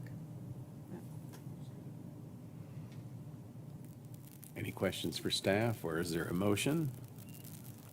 Move for approval. Second. We have a motion and a second. If there's not objection, we'll call the roll. Commissioner Brock? Yes. Commissioner Hunter? Yes. Commissioner Murphy? Yes. Vice Mayor Fowler? Yes. Mayor Wise? Yes. Next is ordinance 4770-21, an ordinance to adopt and certify the bridge plan, a 5-year extension of the City of Johnson City Comprehensive Plan is ready for your consideration on third and final reading. There are no changes from what you've seen before. Move for approval. Second. We have a motion and a second. If there's not objection, we'll call the roll. Commissioner Brock? Yes. Commissioner Hunter? Yes. Commissioner Murphy? Yes. Vice Mayor Fowler? Yes. Mayor Wise? Yes. And for those of you watching at home, we have not even gotten to the third reading of the budget yet. Here is Dustin. Or other. Ordinance 4773-21, an ordinance to establish the property tax rates, appropriate funds, and adopt a budget for fiscal year July the 1st, 2021 through June 30, 2022 is ready for your consideration on third and final reading. And I think Dustin has some proposed amendments for your consideration. Yes, sir. We've got 2 amendments that we ask you to consider this evening. One is the $100,000 for the Young Professionals Program for the Chamber. And the second one is the position $58,074. That's salary and benefits for a new position in communications and marketing. The proposal is to use the deputy city manager position, which was a proposed new position in this budget, to remove that and use those funds to cover those 2 amendments. And I will take any questions on amendments or budget in general. Just a little concerned about completely preempting the deputy city manager position, that perhaps we look at it prorated, that it wouldn't begin until after the new city manager's here, but perhaps budget from March on to the end of the fiscal year so that our new city manager has the opportunity to bring that person on. And this is not the 2 current assistant city manager positions we're talking about. This would have been a third. Third one. We've Yes, had in the correct. budget for a long time. Well, sometimes it's been, Yeah. sometimes In it and out, hasn't, yeah. yeah. It's kind of been the sacrificial lamb Yeah. through the years. Cut that, how many? So that would take, I mean, that would cover a lot of it, but is there some way we could Here's leave what that? I would suggest to you. You're not, the new city manager needs to make the hire. By the time they get in here and get on their feet and get somebody hired, it's gonna be March, April, or May. July next year, And maybe. you've got enough revenue budgeted this year to cover that position. And I would suggest to you, just recognize that that's coming sometime in the fourth quarter of this fiscal year. But I wouldn't get concerned with trying to appropriate money for it right now. You're gonna have enough empty positions and movement in salaries and benefits with people coming and going to more than cover And you're that. not zeroing it out now, aren't we? We're leaving the 11. I mean, there is a difference, isn't there, roughly? There is a difference. It's a little over $11,000. True. You can do. Where was one- it going in? Well, you can do one of 2 things. It could be just a net savings, Okay. or we could leave it in the budget and net zero. So questions? Yeah, if we could save $11,000 of taxpayer money in any way, I think that's worth giving it back. I think the amendments here, from my standpoint and opinion, I think they're reasonable. I do believe that Chamber is doing a good job at seeking out to empower young professionals. Bob, I've had lunch with him and young professionals here in the past month, and hopeful that they can really empower more. And then JT, Keisha, they need help. So let's get them a multimedia specialist position or person.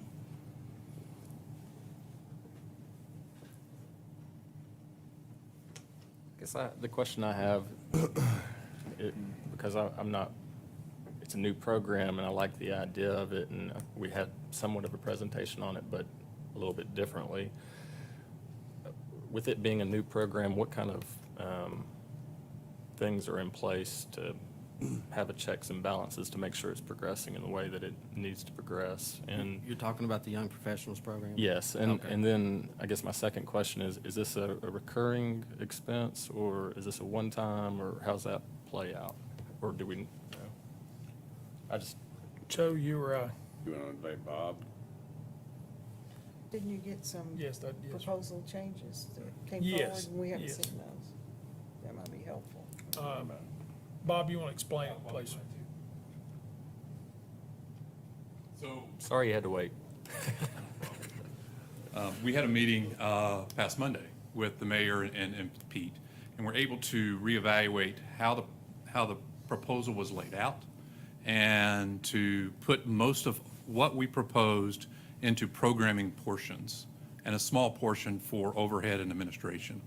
So $75,000 of this is programming, and that is to stand up the program on the front end. So there's going to be certain charges, foundational charges, website, media design, branding, that would be one-time charges. Then we have programs for the Intro JC, which is the new orientation program for the community. And then we have a large marketing campaign to recruit young professionals after the first year called Coming Home. So there's dollars in there for that. With this, it allows us to take funds we have from the chamber and from our business partners. We've already had funding from Ballard, Eastman, City, and General Shell that are saying we want to see programs like this. So they've invested money into it. So we want to partner those together with what the city's doing to initialize this program. In the future, we hope to get this to a point where it's sustainable. It can't be a membership model. There's just not enough young professionals to pay enough money to make that work. But it could be underwritten in the future by corporate sponsors, or our ask in the future would definitely be less than it is right now. This is just to get it stood up.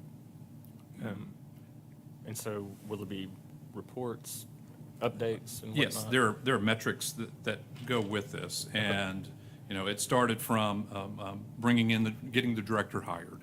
It's developing and implementing the social media programs.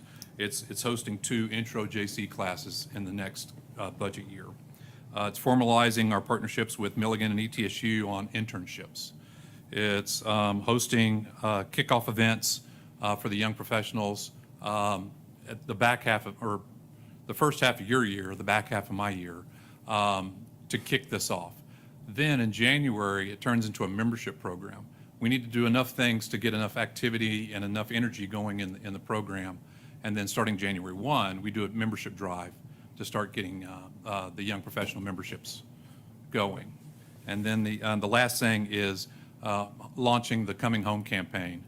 And what that is, the Coming Home campaign is to go after and attract people who are familiar with our area to come home. And we're seeing a ton of that right now of young professionals that are saying, I can work remotely. Why don't I do it here where I have the support and backbone of grandparents to babysit, and lower cost housing and better quality of life? So. Well, and then you mentioned something, and the 5 of us were extremely busy today, going to different things and multiple things and double booked on things. And so I didn't really have an opportunity to really read through what was in the paper, but you said something that I don't think I caught in the paper, and maybe it was in there, but you mentioned that the chamber's putting some money into this as well. Is that right? Yes, that's along what I'm with saying. Ballard and We them? have corporate sponsors Yeah. that are investing in this. And then we also have, through our membership model, funding that comes in to That's supplement great. it. That's I mean, great. I'm looking for about $200,000 for the initial year to get this thing going, to get it stood up, and to get the programs launched. And then, once you do that, hopefully, it can be sustained at a lower rate. No, I like that it's a public-private partnership. And then you had mentioned in our previous meetings that you were going to present to Washington County. Yes, Any- yes. Any results there? Not on the young professionals. We're talking to them about the small business Okay, development. cool. And hopefully the ARPA dollars or areas that we can provide technical assistance for the small businesses impacted by COVID. Great, but that hasn't That's a happened yet. separate Gotcha. project like on that. the, That's to the good. side. One of the discussion areas that I think we chatted about just briefly, but last year, we had the young people come in for kind of a focus group, I guess, with commission. But we didn't learned- see anybody last year. Well, year We all before, see. so it was 2019. my bad. But it was such a valuable meeting because they told us so many things about what life was like in Johnson City for them. And so we talked about, why would you stay, why would you leave? And one of the why would you leave was that there's no career advancement here for that age group.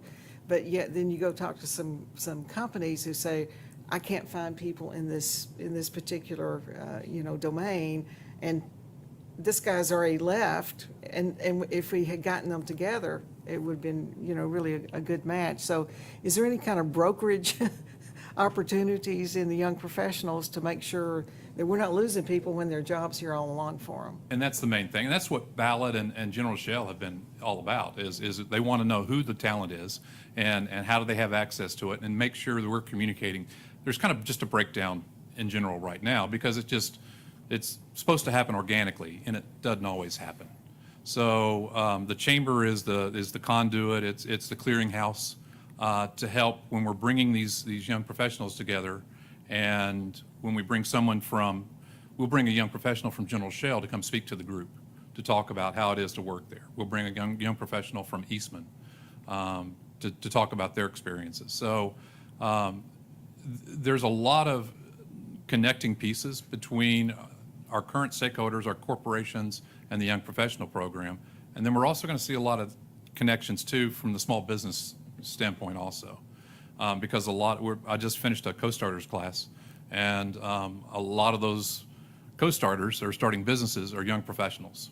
And they feel their work balance and life balance, there's a lot closeness to it when you're in an entrepreneurial standpoint than it is if you're just working for a corporate entity. So we're trying to meet enough dynamics and opportunities for the young professionals to feel connected, enough chances for to support the recruiting efforts and retention efforts of our big companies to keep the young professionals here, and then future, how it all ties into starting new businesses.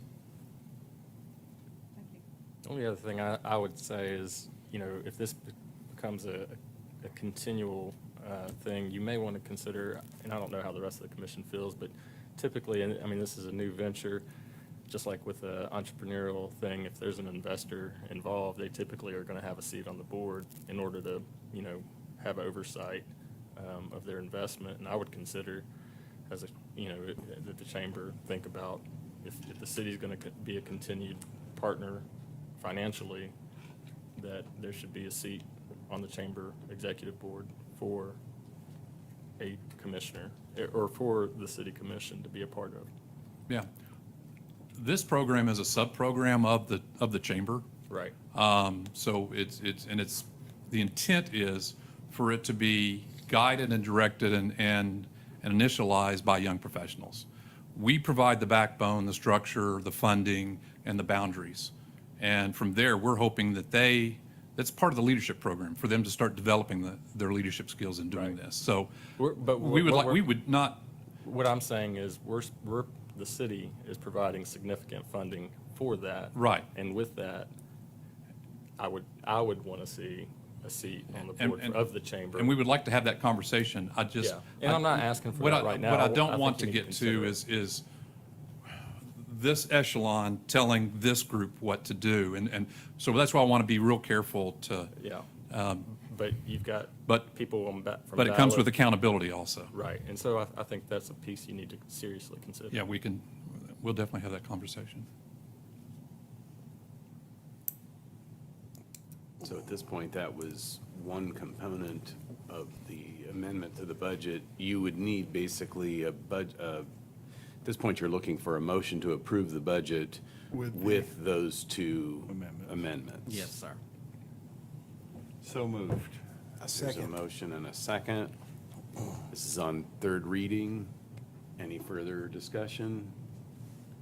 If not, we'll call the roll. Commissioner Brock? Yes. Commissioner Hunter? Yes. Commissioner Murphy? Yes. Vice Mayor Fowler? Yes. Mayor Wise? Yes. Thank you. Thank you. Thank you. For leading us through the Appreciate all you- largest budget that the city has ever had. Thank you. Thanks. Thank Thanks you for all your everything, for work. your time. We're gonna get $11,000 back too, right? So, Yes, sir. It'll go in the general fund, you'll never see it. that's all right. All right, what's next, Mr. Okay, Peterson? next is consideration of approval to renew the MOU between the city and the Sink Space Entrepreneur Center. If you'll remember, working with Heath and David, we had allocated $75,000 in the FY '21 budget to match $75,000 from the state of Tennessee through Launch Tennessee. And part of that money was sent to Sink Space. So the agreement is in your, for this upcoming year is in your packet. The terms and conditions are the same as the existing agreement. And I thought this would be a great time for them to report out what has been accomplished with your investment in the current fiscal year. So, Heath, please, sir. Hey, thanks. It's Thank great you to for see waiting. guys. Absolutely. A good education for us. You know as what's going on now. That's exactly right. No, but it's really great to be with you. Thank you for the mayor and the commission to have us tonight, and thanks, Pete, for helping set this up. As we now are coming through about our mid-year point from when we signed the contract with the city back in January, we have quite a few things to report on, both successful completion of programs that we had outlined, a couple of new ones that came up with that we were able to continue to fund even outside of our agreement, and then also some really great things on the forefront. And then for us specifically, we want to highlight some new area that has, because of probably the circumstances of the economy and COVID and some other things, has created a earlier version of what we thought would happen in the terms of recruiting, which I want to spend a little bit of time talking as well. But first, I'll go through kind of the summary of where we were, and then and we'll work our way through the programs. As you know, Sink Space is the regional entrepreneur center. We are the state partner with Launch Tennessee, so we represent the upper 8 counties. So therefore, we receive funding through them on an annual basis that we have a multi-year contract to complete the work that we proposed that best fits our region. And then the existence of this network, which I'm going to touch on a little bit more here shortly, has become a really strong advocate for the program that we do, and we also are getting to promote what's happening in Johnson City and the region to Nashville. In fact, I spent the last 4 days in Nashville sharing what we're doing as best practice for some things that they're looking to adopt across So the you're in the state. state 22 budget. You're Absolutely. funded for 22. That's Thank right. you. One of the great things that we've been able to do is build a really strong regional network of corporate, higher ed, and other partners so that when we design programming and strategic initiatives under the Sink Space brand, it's in complete alignment with goals that our partners are looking to see. Again, which we'll highlight here shortly how that's been playing out. But it's, I think, a testament to the appetite of the region to support entrepreneurial activity, and also how entrepreneurial activity helps accelerate initiatives and the goals of our partners in the corporate sector as well. Why aren't we up there? You know what, that's a good question, actually. We had the Johnson City logo. Now, why you gotta see that at the You beginning? got Kingsport up there. Yeah, you should ask the Yeah. people I work with. I notice what's wrong. and It was Dave's fault. It was, you got that right. Yeah, different day, not Dave's. Going very soon. That's like it. Let's delay the vote until. Dave yeah. Clark. Yeah, so the programs and the impact of what we had originally in the budget from the last contract, so it was kind of a mid-year fiscal year 21, included, of course, the partnership with Founders Forge, in which we funded and executed they executed the startup camp that they have. It's very successful. I think Dave's going to give you an update on that as well. We also were able to take those dollars and apply them to direct funding. In fact, one of my other favorite programs beside the Founder Forge project was the Strive program that we did with ETSU. Because it's a summer day, I thought that's the only way I wouldn't have to wear a jacket, so I wore that shirt to show. But with the partnership with Johnson City, we believe we can continue to fund and be a supporter of the Veterans Project here, because we see where COVID happened, they lost their funding, but because we were able to step in, we were able to have that program this year, and we had 18 participating veteran entrepreneurs that were very diverse in both industry and then also demographics. So it was a really exciting program that we had. We also have been able to bring several programs into the space, into the region, specifically based in Johnson City. Of course, Bob in the chamber just mentioned the Co-Starters Project, which is something that ThinkSpace funded. We also will be funding a second cohort of that because of the demand that's there for the space. And JCDA and Johnson City, the chamber, have been good partners in that project as well. We've been able to bring a consumer goods program from Chattanooga in that's been very successful. In fact, we have an entrepreneur behind me who went through that program, and so for us to be able to bring that into our region has been a good added partnership and program for companies that are looking to scale retail type businesses, but they're looking to expand their market. And bringing in subject matter experts has been really exciting for us to have added to Johnson City and the region. ThinkSpace was a funding partner and sponsor of the recently Pitches and Pitches event, again, which David will give you an update on, but it was a very successful event. And we believe that continued support, especially from financing when you get into the awards and the dollars that are given, brings more and more attention, and it allows us to attract companies that are looking to be part of mature and programs where they can have access to the activity and the dollars that are awarded in those kinds of programs. So we're really excited about that as well. I want to tell you a little bit about the upcoming things that we have underway right now, included what was in the 21 budget, but also this is some that will overlap into 22. And then we'll show you how those dollars sorted their way out. The main programs that ThinkSpace runs that are our own programs that we don't have necessarily direct partners with to execute are the accelerators. So we operate the region's only accelerator program. And we focus that specifically around the competitive advantages that we have, or comparative advantages in the different regions that we support. So for Johnson City, what we have been doing over the last few months, since January, since we met, was building the network of partnerships that we needed around the state and beyond to be part of a really successful rural health-based accelerator program. What we did last year, in the first year of the program, we actually focused on health as well. We were able to track 20-some, I think it was 23 applicants from across the country, most of which are not local, because a lot of these companies represent companies that are at a little bit beyond startup. They're scaling, they've raised money, that sort of thing. The program this year, I'm really excited to talk about because it's in alignment with a lot of our great partners, a couple of which I don't mention here, like Eastman and Ballard. Those are, I think, assumed partners in this. Of course, we're directly benefiting our healthcare systems as well. But one of the great things that we're able to add to this region with our rural health accelerators is a lot of these partners that have never had much experience in our region, particularly the Life Science Mentor Network in Tennessee, which is an extremely active life science network of experts that are based in Tennessee or that are based around the country that have connectivity to Tennessee. So the way that plays out is how, when we bring a company in here and we start to work with them in our community, we have access to this type of expertise that understand the Tennessee economy, but also understand the industries that they're mentoring in. BioTennessee is another one where we have activity and sponsorship from both private corporations, but also research foundations around the country that are in the biotech space, which helps us, again, become what we want to be, which is the nation's epicenter of rural health entrepreneurship. And that's what we want Johnson City to be able to put a flag in the ground and say that is what we are. So the building of these existing, very well experienced partners adds a certain level of maturity and opportunity that we have when we start recruiting companies around the country. And then lastly, I will call them a partner, not a sponsor, is Innovation Crossroads, which is a connection with Oak Ridge National Laboratory, which we're excited to be. In fact, I had dinner with them in Nashville last night, talking about what we're doing here in Johnson City. And I will say they're very excited to see what we're doing and how this is coming together. Heath, just a little bit more about Innovation Crossroads. What exactly will our relationship be with them?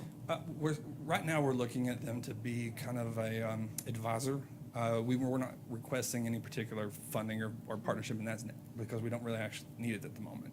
What we're looking to do is align with where they're at. And a lot of their programs are in startup, early stage, but they're typically highly scalable companies. What my long-term goal with that partnership is, though, is that I want us to be a landing spot for research that comes out of ORNL. That's my long-term goal. So when we establish a connection with Innovation Crossroads, which is at Oak Ridge, they're also very much involved in the different pockets of healthcare around the country. Are they an accelerator though, or do they? They have kind of different types of programs. They focus more on milestone-based programs, which is what we do. It's not based on an X amount of weeks or an X amount of months that you participate. We agree on what we're trying to accomplish together, and then we set those milestones in place. And so the way that they work is much like what we're doing with the Life Science Mentor Network, which we bring in expertise around a milestone. So I'll give you an example of a company we worked with last time. One of the milestones that they had, aside from raising capital, which we were able to help them do, was how do they get expertise in the polymer scaling. So if they were looking to move from the 3D printing to a higher scale 3D printing when they go to commercialize version of their product, coming to us and being able to connect with Eastman's 3D printing expertise as well as their polymer science expertise was a big advantage. So that milestone of being able to help round out what they were looking as they move into manufacturing, something we were able to do. And that's kind of similar to how we're working these partnerships. The way that we're kind of driving the Rural Health Accelerator is based on the full ecosystem of rural health. Here we have kind of a continuum, and we've recruited in this manner here, which kind of goes from the mitigation and intervention, preventative treatment, and then long-term care management. And what we're trying to do is both, one, help be a landing spot for companies that have interest in rural health, but also, two, build our brand as a city and as a region to be a full ecosystem of what is needed in rural health as the thought leaders when these rural health system opportunities or questions come up, they look to us. And so by connecting this type of ecosystem to then our healthcare system partners, we're trying to provide that full ecosystem for the entrepreneurs that are looking to in these spaces. Particularly the companies that we look for here, med device, diagnostics, software, telehealth, and patient experience, those are things that also align with our healthcare partners here regionally, so that we're recruiting directly with where they both believe rural health needs to go, but also where they're looking to put their investment dollars as well. The other program that we do is the Accelerator. It's a milestone-based accelerator program. Also, we call it the Connect program. That's where we focus specifically on our regional companies that are already here that we want to retain and help them hit certain milestones. Because of that kind of expansive business network that needs a new logo added to it here shortly, what we've been able to do is basically find opportunities for companies that we work with to have a contract opportunity with a corporate partner or a research partnership with a higher ed center. What we're being able to do is we're going to pilot we were a very successful experience for the Bundle Initiative, which was a largely ARC-funded program that was recognized nationally for its effectiveness and how you bring professional service providers to startups. And it's a grant-based program where basically both sides get what they need, but it's in a way to do it to pay it so it keeps the cost off the startup. So because of the successful experience that they've had with us over the last two courses, we're actually going to be piloting a new joint venture with that initiative to bring the service network that we've helped create in Tennessee, and then largely our providers here, which is legal and accounting and other things, but then bring that directly into our accelerator so that as we hit these milestones, we are connecting them with also local providers, which helps the overall economy. So we're really excited about that. We'll be committing $60,000 to that over the next 12 months. One thing that I wanted to touch on is something I'm involved in. It's not necessarily something that ThinkSpace officially is involved in. I happen to be on the board as Create Appalachia, and I'm happy to announce that since we last met, there has been a soft opening of the space over on Boone Street, as well as the co-working stations and the equipment and software there. We've had some really cool activities so far, and we've got a lot of really great things planned once we get kind of fully back to the normal speed economy. I think about $250,000 has been moved from that grant into the economy here and the activity to purchase that and hire and plan the upcoming coursework that we have in digital media. Exactly. I tried to come to the grand opening. I couldn't find it. Where were you? There is a sign there. It's in Mr. Taylor's building. It's in the upstairs. Yeah. It's where the state planning office used to be. Yeah. Go in the end building up towards Fairview. I drove around, and I think I had the digits of the building wrong. And so I was looking up on the other end of Buffalo, and I could just, Yeah, as you know. I'm sorry, I'll The go way to over to get you. Create Appalachia going, it was kind of Yeah. work through several challenges that were early on in the Right. organization, but now that we've been able to, the last few months, kind of get that moving forward, it just adds another component. so to that's the what it ecosystem. looks like now? This was That set? picture is what we use as reference, but it's really pretty close to that. Yeah. It's a beautiful space, and it's been a good partnership with Mr. Taylor as well. Well, having an undisclosed location does add to the mystique. I mean, you're exactly right. Yeah. As we talked before, digital media is something that we're also focusing specifically in Johnson City on, because as being a graduate of the ETSU digital media program, I know exactly what the experience here is. For me, it was I either take a job out of market, or what I did was expand my own business and was able to stay here and do quite well. So what we have focused on is how many types of overlapping experiences that we can have around digital media that both exposes the talent that we have here to people that are not here, but then also provides contracting opportunities for our graduating students to connect directly to opportunities. And this, in partnership with Create Appalachia, was always the goal of what we wanted to see happen, and it's starting to come together. The Golden Trailer Awards, which will host their 21st annual award show, it'll be, this press release actually isn't out yet, but it's essentially the Academy Awards for the short attention span. I think that's their slogan. But it's quite a big production, and because of our partnership with Niswonger Foundation and the Niswonger Performing Arts Center, that show will move from LA to Greenville, Tennessee in July 22nd. They usually have a pretty high profile actor or some sort of entertainer that's the host. I think this year it's Marlon Wayans will be the host, but it'll all be in Greenville and then broadcast nationally through the Niswonger Performing Arts Center. Pretty big. Yeah, and one of the cool things about it too is that through that connection, what they brought to us was how do we take all of the multimedia and the people that they have in part of that experience, the production houses and others, and give them connection to our digital media talent to help create graphics and posters for this event, but also look to do mentoring as well. So we see that as a really unique opportunity to have that kind of a high-profile event in an entertainment space that's not necessarily known to be in East Tennessee. So that's pretty exciting. Also, this year we plan to have our digital media hackathon / boot camp. We're kind of looking at how we want to do that because we want to help take this kind of pool of digital media talent and formulate what businesses, either in contracting or entrepreneurship, looks like for them, and try to see what we can do to help them find a home here. Specifically, what we're doing is with the weird logo in the middle with the U is a production house out in New York called Uppercut Productions. They do a lot of really high-end TV commercial work and advertising. And so they're going to be a coach in that boot camp as well and kind of have activity. They just opened a really large facility in Atlanta, hired 200 people last year. So have that kind of a house here looking at us is pretty important. And then also BLP Studios. I don't know if you saw recently the announcement in Memphis, but where they're doing the diverse. It'll be the second largest production center focused on minority producers in the country behind Tyler Perry in Atlanta. It was just announced last week in Memphis. Just so happens I was in Leadership Tennessee with the director and the guy who put that project together. So being able to work with him and say, hey, look, East Tennessee represents as much opportunity in entertainment as West Tennessee. Let's see what we can do together. My goal is based on the digital media talent we have here. How do we get them plugged into that system? But I think as Tennessee moves towards entertainment as a whole, it represents an opportunity for us to be an equal party in that movement. Another program that we have coming up this fall, this is new programming and new dollars, is the Nursing Engineering Accelerator. This is done with a partnership of all of East Tennessee, from Cookeville through all the way through us in Northeast Tennessee, but we've also been able to bring in UVA-wise and some partners in Southwest Virginia. It was a $1.2 million ARC grant. Although that official award has not been given, we have been given some indications that that's pretty well in play, and I think largely in part because of the broad set of partners we have.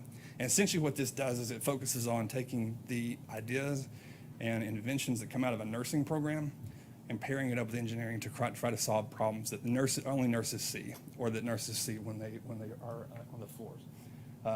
My conversations with both Ballard and ETSU is more about recruiting. There's a nursing shortage, as everybody knows. And for they jumped right on board with that to be our first sponsors, actually, to say that we want to support that program because it highlights one, what Ballot is doing from the healthcare system, but also ETSU being the largest nursing program in the state is an important thing for us to highlight. We will be putting in $50,000. Launch Tennessee is going to match that, and it's a 3-year commitment to bring that program here to the region. New programs that we're also doing here that will be announced, these are coming out of the state network, so we're going to be a facilitator of that in the region as we continue to bring more opportunities to a diverse set of entrepreneurs. Twindy is a program that was created in Nashville specifically around recruiting and particularly entrepreneurs of color, but also any variety of minority entrepreneurs. Specifically, goals of that is not to just focus on attracting and recruiting entrepreneurs of color, but also connecting them to existing entities or mentor networks specifically around their goals so that there's a creation of diversity opportunities here. Of course, we want to be a partner in that because that's a large footprint of what we want to do in the future. So being a key pilot of that program is going to be really exciting. And then this year in 3686, which is a large festival that's done in Nashville every year, of course, minus last year where it went virtual, we will be a featured panel on rural entrepreneurship, which is pretty exciting because that's a new sector of that festival. That festival attracts people from all 48 states. I think they normally get Alaska or Hawaii, and then usually have at least a dozen international people that come in for that. And it has really high profile speakers that come in. It's a fantastic event. I will get anyone who wants a ticket, a free ticket, to be in Nashville in September. But we're really excited to be a featured panel in the upcoming program there. So what we knew was happening with entrepreneurship and why we set our strategy out the way that we did with focusing on the assets and challenges of our region and bringing that back to how we incorporate entrepreneurial program. We're starting to see this happen at an accelerated pace than what we thought, and that comes in form of recruiting. So if you think about like the ecosystem of economic development, and even we'll talk about our region, you have the programs that are for the early entrepreneurs, what Founders Force does well, what the Chamber does, where you have people who are coming out to create a business for themselves, to hire teams, those early ideas, and we have to help educate them. And so you have those types of programs that we support. Then if you think about the high end, the top end of the equation is your ECDs, tracking smokestacks, 500 job plants, that sort of thing, something that we don't necessarily do real well, or we don't have a lot of success rate like Middle Tennessee does, so it leaves a gap in the middle of a type of company that we have not strategically looked at before, at least that I know of, that we have kind of focused on how we could bring a company that's in a second stage growth phase or something where they're looking for an opportunity to expand or relocate based on other incentives. So we set this programming out to identify companies that met our criteria. Do they integrate well with what we have here as existing assets, whether it be in agriculture and manufacturing or in healthcare? And then also, do they bring with them things that we're looking for? One easy one to define is capital. Right now, although this will change, I hope, in the next fiscal year, we don't have a really strong access to capital program. So we're looking specifically at companies who are bringing capital with them. The other thing is that this represents a type of workforce that we either have an oversupply of that we want to plug into jobs, or that we have a demand and we feel like it's an opportunity for us to play a key role in. And so I'm happy to report that the pipeline is really strong in this. We have incredible connections with Brooklyn and Manhattan specifically in our recruiting efforts. Just today, on my way back from Nashville, I got a call from a company that's they have affiliation with Vanderbilt, which is another partner with us in the network, that's looking for a place to bring their clean energy project. And they raise about $15 million, but they're looking for key partners that we just so happen to have in our region. But I'm going to highlight a couple of companies and share with you, if you'll remember my map here, about our comparative advantages of how we focus on what we're strong at in the region. I'll skip that because of the time. But I'll tell you specifically about 4 opportunities that we have right now that are currently underway in either an MOU phase, a proposal phase, or a discovery phase with the one on the far right. These are companies that they're technically defined as a startup. Okay, they're early stage. They're not 6-7 years old at the most. However, they represent a strong growth plan, really strong leadership, which is very key in this kind of recruitment. And then they also have a demand for something that we can meet. I'll specifically focus on the one on the left, Epicure, and then I'll mention the other 3. Epicure is a startup company. It's based in Long Island, New York.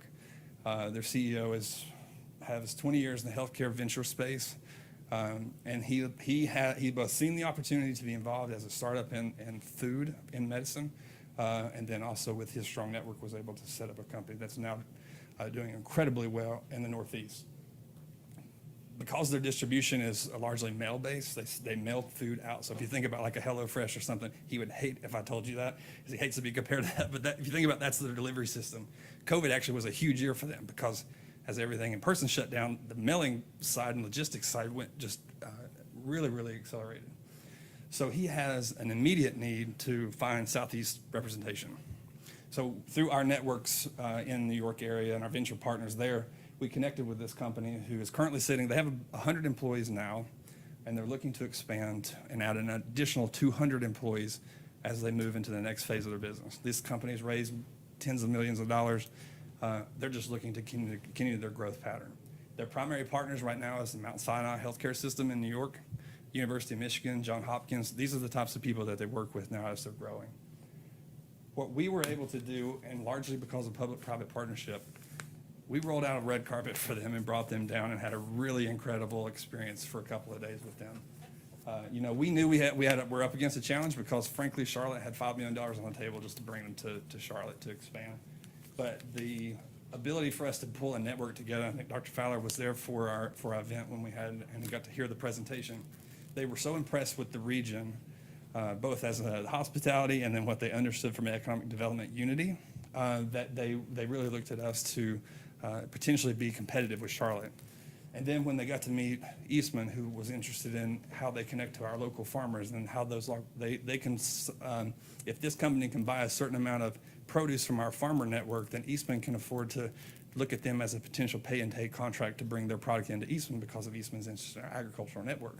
And because of this interlapping ecosystem that we're creating between public and private partners, we're creating an opportunity for this company to hit multiple milestones. We no longer represent just a logistics hub, we also represent a customer base. And because of our affordability and other things that we have, we also represent a workforce that they, as a startup company, even though they've raised lots and lots of money, that can easily tap into and plant their seeds here to grow as they grow. So we are now in an MOU phase with that company that has been circulated. It includes investment, which I am happy to say that we are getting very close to having ink on paper in that. But as you'll notice with all of these spaces, that they hit a lot of things you see in traditional recruiting and industrial recruiting. This company particularly needs 80,000 square feet. Of course, we've got ECDU involved there, and they've proposed in their contract that they'll hire 200 people. In fact, just the draft MOU put them on that they're coming back down here to recruit the first dozen or so of those 200 because of the immediate they need in customer service, and they want to do that here. But the thing is that the state of Tennessee is growing as fast as it is. This doesn't really fall within the traditional recruiting that happens at the ECD level. And it represents something that's very hard for a single organization to do. So with our ability to be a resource from a regional perspective and then also to have this connectivity through these other private partners around the country, we can create opportunity that allows us to somewhat punch above our weight and be attractive to companies like this. We've always said that if we knew if we could get them here, we could get them to stay. Well, I think that's what we're trying to create is how we get them here and then have them experience what it's like to be in East Tennessee. Have you found facilities yet? We're working on it. The kind of the unique thing that we're doing, because this is coming through our pipelines, is how do we bring in the local ECD partners that are here and the state to, at the right time, propose locations. One thing is there's only so many 80,000 square feet facilities that exist. So that's a pretty easy one to pull together. But we want to make sure that they fall in love with our area, and then we introduce them to where's the right county, where's the right city based on what they need. One particular interest to the Epicure is that they have a strong interest in having a partnership with a university that has a strong dietitian program. ETSU actually have a master level program in nutrition. So that particular component, which makes up about 40 jobs of that 200, is something that they're strongly looking to be here in Johnson City. So we had ETSU come in from the research perspective, from the student experience perspective, and see how that they could form partnerships early with this company if they would chose to locate here. Excuse me, Heath. Yes. It's a great presentation. How many more slides do you have? About 3. Okay, just curious. Yeah. They're long slides. They're all 5 hours apiece. Yeah. Well, and I'll go quick on these other ones. Universe is a company that's based out of New York also. They're a technology-heavy company. They're in the entertainment industry, and because of that group, it helped us connect with the Golden Trailer Awards. They're looking for around 40 jobs, all technology-heavy. 360 Fuel is an advanced manufacturing company that has a contactless system that they, for like pay at the pump and things like that. They do all the manufacturing in Louisiana, but their headquarters out of New York, and they're looking at us to talk about what if they just put both in one place and bring the manufacturing along with the headquarters. And then, although we're in the early phase of the discovery process with the other manufacturer, it's an advanced manufacturing process that's looking to come along with these other companies and be part of what we're building. But in total, in this activity, it represents over 400 jobs that are potential jobs, most of which, at least half of which, are in technology, which represents high-paying jobs. And then it also aligns with a lot of our economic development goals as well. The other thing that is, and I'll try to make this a shorter one, but in the state of Tennessee, there's something they call a mentor network. It's really not it's kind of a generic description of it, but what it is industry focuses around the state where there's enough expertise statewide that you can create an entire opportunity to recruit around an industry, not a location. There's 4 that exist now. There's life sciences, which is all your healthcare related things. There's advanced energy, which is around clean energy and those sort of things. Automotive and agriculture. What we were brought into, and this is part of why I spent 2 days in Nashville extra, was to help coach them on what we're doing in recruiting and how it aligns with this. And I believe there's an opportunity for us to create the 5th vertical in the state of Tennessee based out of Johnson City here for identified opportunities in these verticals where we have particular expertise. What that represents is us tapping into existing expertise we have. It also comes with some significant funding that doesn't exist in our region around building startup companies and a startup ecosystem. I wanted to show you a quick overview. Our annual report will be out July 8th, so I'll send that to you. That gives you all the real breakdown. But just so that you can see, what we had proposed was a $150,000 combined budget. That was 75 from SyncSpace, 75 from the city. What we've been able to do in Johnson City specifically, and on the bottom of my slide is cut off, if you could see the bottom, the total of that's about $224,000. We knew we'd be over. That's why we had the opportunity for us to have a matching up to $150 from Johnson City. We knew it'd be over, but we have invested about $220,000 in Johnson City activity in our current budget. And then what we are looking to do, because we have about that same amount of budget confirmed what we're doing in Johnson City, is to go ahead and increase it on our side. We're going to look for partnership in that, and some of which we may come back and want to talk about that. We've also got some private sector partners that we're looking there too. But as my total will also include, is it's about $270,000 that we're looking in fiscal year 22 to invest in entrepreneurial activity in Johnson City. These programs on the left, of course, show you how the breakdown goes. And these are my numbers, not my accountant's numbers. I'm sure that'll be a little bit more cents and dollars there, but this is basically an overview of where the activity and how it's being used. Are there questions for Heath? Ask them all along. Yeah. Hey, David. My head's spinning. I'm trying to go fast. I know it's 9 p.m. Nobody's eating dinner yet. But I want to say, because I want David to be able to address you too, is like the way that we put this together has been, I believe, and I think David will concur, that it's been a really successful way for us to work together. For our model, it helps us also work with a lot of other people, but when you have a group like Founders Forge, who is specifically both educated in how to work with startups, but also is focused on what they are, it's a really great ecosystem that's being built here out of Johnson City. But thank you all very much for the opportunity to update. Thank you. Oh, thank you.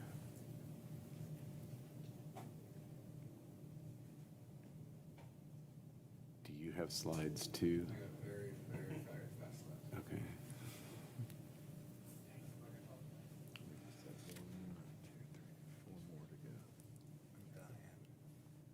I feel your pain. I feel your pain.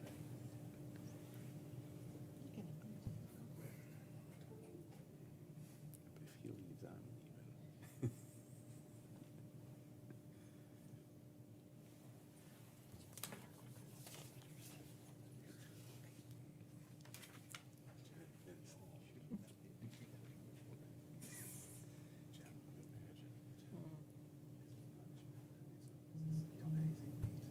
Yeah, it's an initiation.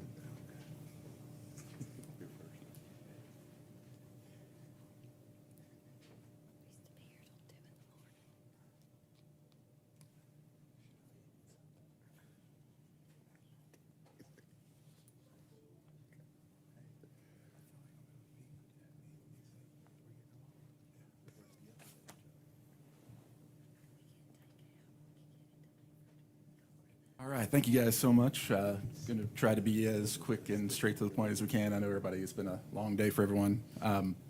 This year has been a really exciting year in the startup space, despite COVID really, hitting so many so hard. But just a reminder, Founders Forge, we are the early stage group guys that are focused on cultivating startups from our local talent. We really believe in the underdog entrepreneurs. Being in Northeast Tennessee, you can feel that way all the time. And it's our mission to be the catalyst behind all successful entrepreneurs or successful startups in the region. We have a very diverse board. I know we need to get Heath's headshot for this as well.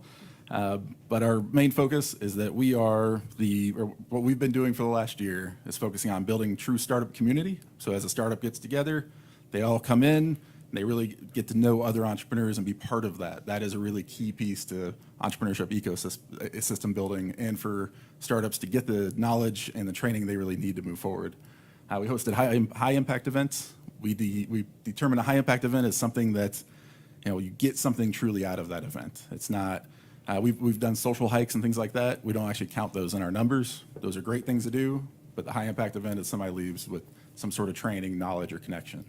And then we've provided quite a bit of one-on-one coaching. So one of the first events we were just itching to hit was the Startup Bootcamp. This was a 9-week program. It can be compared to Co-Starters quite a bit, but we really hit these guys and these teams really, really hard. It was an insane amount of content. We had 10 entrepreneurs join us. 8 new companies were formed through this. They are all still actively pursuing their ideas. We have multiple of these are going to be launching this summer. So it's been really exciting to see that we hit that. We also hit a very interesting group. We hit everything from people from different races, different genders, and also different ages. I think that's an area where people don't think about in this area. There are people that are doing later stage startups. And so we had people that were affected by COVID and they lost their jobs and decided this was the time to double down and actually build their startup. Through the program, even though we hit them hard with lots of content, they wished it was more content and longer, which was kind of crazy. After 9 weeks, we were exhausted. They were just even more excited. This led to one investor and 1 partnership for these companies as well. And so that's been really, really exciting to see that kind of develop and continue to grow. During that time, we did a little event kind of celebrating everybody that came through it.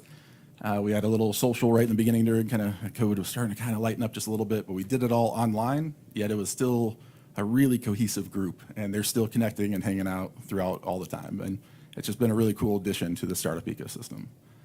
We also were able, thanks to the funding as well as SyncSpace, we were able to provide $10,000 in prize money for our pitch competition. That is the largest we've ever done. This was the 5th time we've held it. And we had 9 entrepreneurs for 9 innings, did the full baseball theme. But in the past, we did 6 or 7 pitchers, and we'd have maybe 6 to 8 people apply.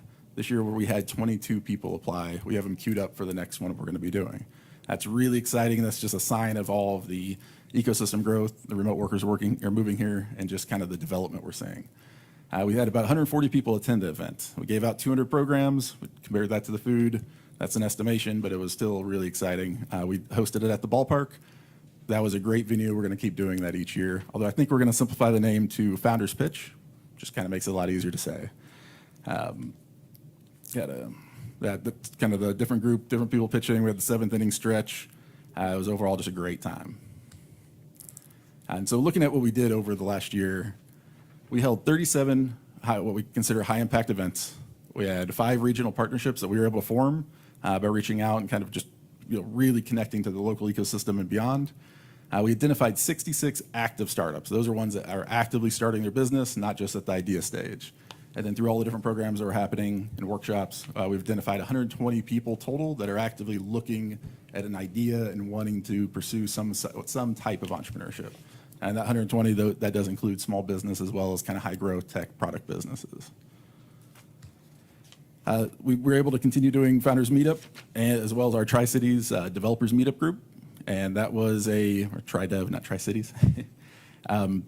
Those events really created a lot of continuity despite COVID and everything shutting down. And we're getting ready to bring our 3rd monthly event back, Pitches and Pints. And that's just a great event. It just brings people in with ideas. And so we're really excited to bring that back. We've had multiple speakers, multiple people. Down there in the bottom left, kind of have the hike that we did. We had 2 people that saw an entrepreneur event, came out and went hiking with us. And they actually were wanting to move here from Florida. and they kept saying they're data scientists that worked at Disney, wanted to work remotely. They were thrilled about it. Everybody in the hike took their time trying to convince them they should move here. About halfway through the hike, they said, all right, guys, we already bought a house. And so they were already moving here. They were already excited. And they just didn't want to seem like, they were too forward. But we're seeing that just kind of that excitement, people coming all the time. The way we're measuring our own impact, there's a little bit of a fallacy of saying if you just do more programs, it works. That's not necessarily true. There's a lot of research on that. It's really about what kind of impact do you actually make. And so we were able during that time to support 42 local startups. We had 54 advising sessions. We had 84 connections that were made within the local ecosystem and beyond across the country. We had 23 we call interventions, where we've tried to make an impact where a startup might need to go a different direction or anything along those lines. And we document absolutely all of that. And our startups that we've worked for have made 9 really strong connections. And so we did this. A lot of this was volunteer hours. I'm very proud of everyone that has volunteered and helped with this within the ecosystem. We did that with kind of going with initial $50,000 budget, and so that's been that's something I'm very proud of, and I think the whole Founders Forge team and the whole ecosystem is proud of. So a couple just quick highlights. Sylvan Bruni runs MindEQ. He won our pitch competition as well, and also went through our boot camp. He's spinning off a company that has basically the backing of Aptima Hospital in Boston, and they're looking at possibly locating that here. And that would then bring in software engineers, people from different companies, all to locate that business in our region. And that's just really exciting. A couple other quick ones to point out. Trimyards from our boot camp, they're getting ready to release and launch their very first software as a service startup. Norton Hurley is in the middle of raising their first A-series round. It's quite extensive, and they're having lots of success doing that. One of their employees was I think the 6th employee at Chewy.com. So they bring a lot of experience. They're here, and they're making a lot of local connections and partnerships. Then we also have Ripple. They just signed an awesome deal with the Girl Scouts. They're actively working with ETSU, and they provide mentorship for college students as they're getting ready to kind of start looking for future careers. And they're just doing really, really well. It's exciting to see them grow. They were 2nd place at our competition. So what are we going to do the next 12 months? We've noticed kind of a new trend, and we think this is a very impactful piece. And on top of that, we're going to do 36 events is our plan, 2 pitch competitions. We're looking to do 2 Will This Float, if you remember that event from the past, or Startup Weekend events this year, and we have 20 hands-on workshops planned. And so the goal's 60 total planned events, and we're trying to double the total number of active startups we have in this region just through training and encouragement, and of course, community. But this new opportunity I was alluding to is that we've seen a new trend that is, we see the problem, but we also see the opportunity in that. There's lots of businesses, including startups, out of that 66. We know that could be 100 plus if a lot of these people have ideas, could build their very first product.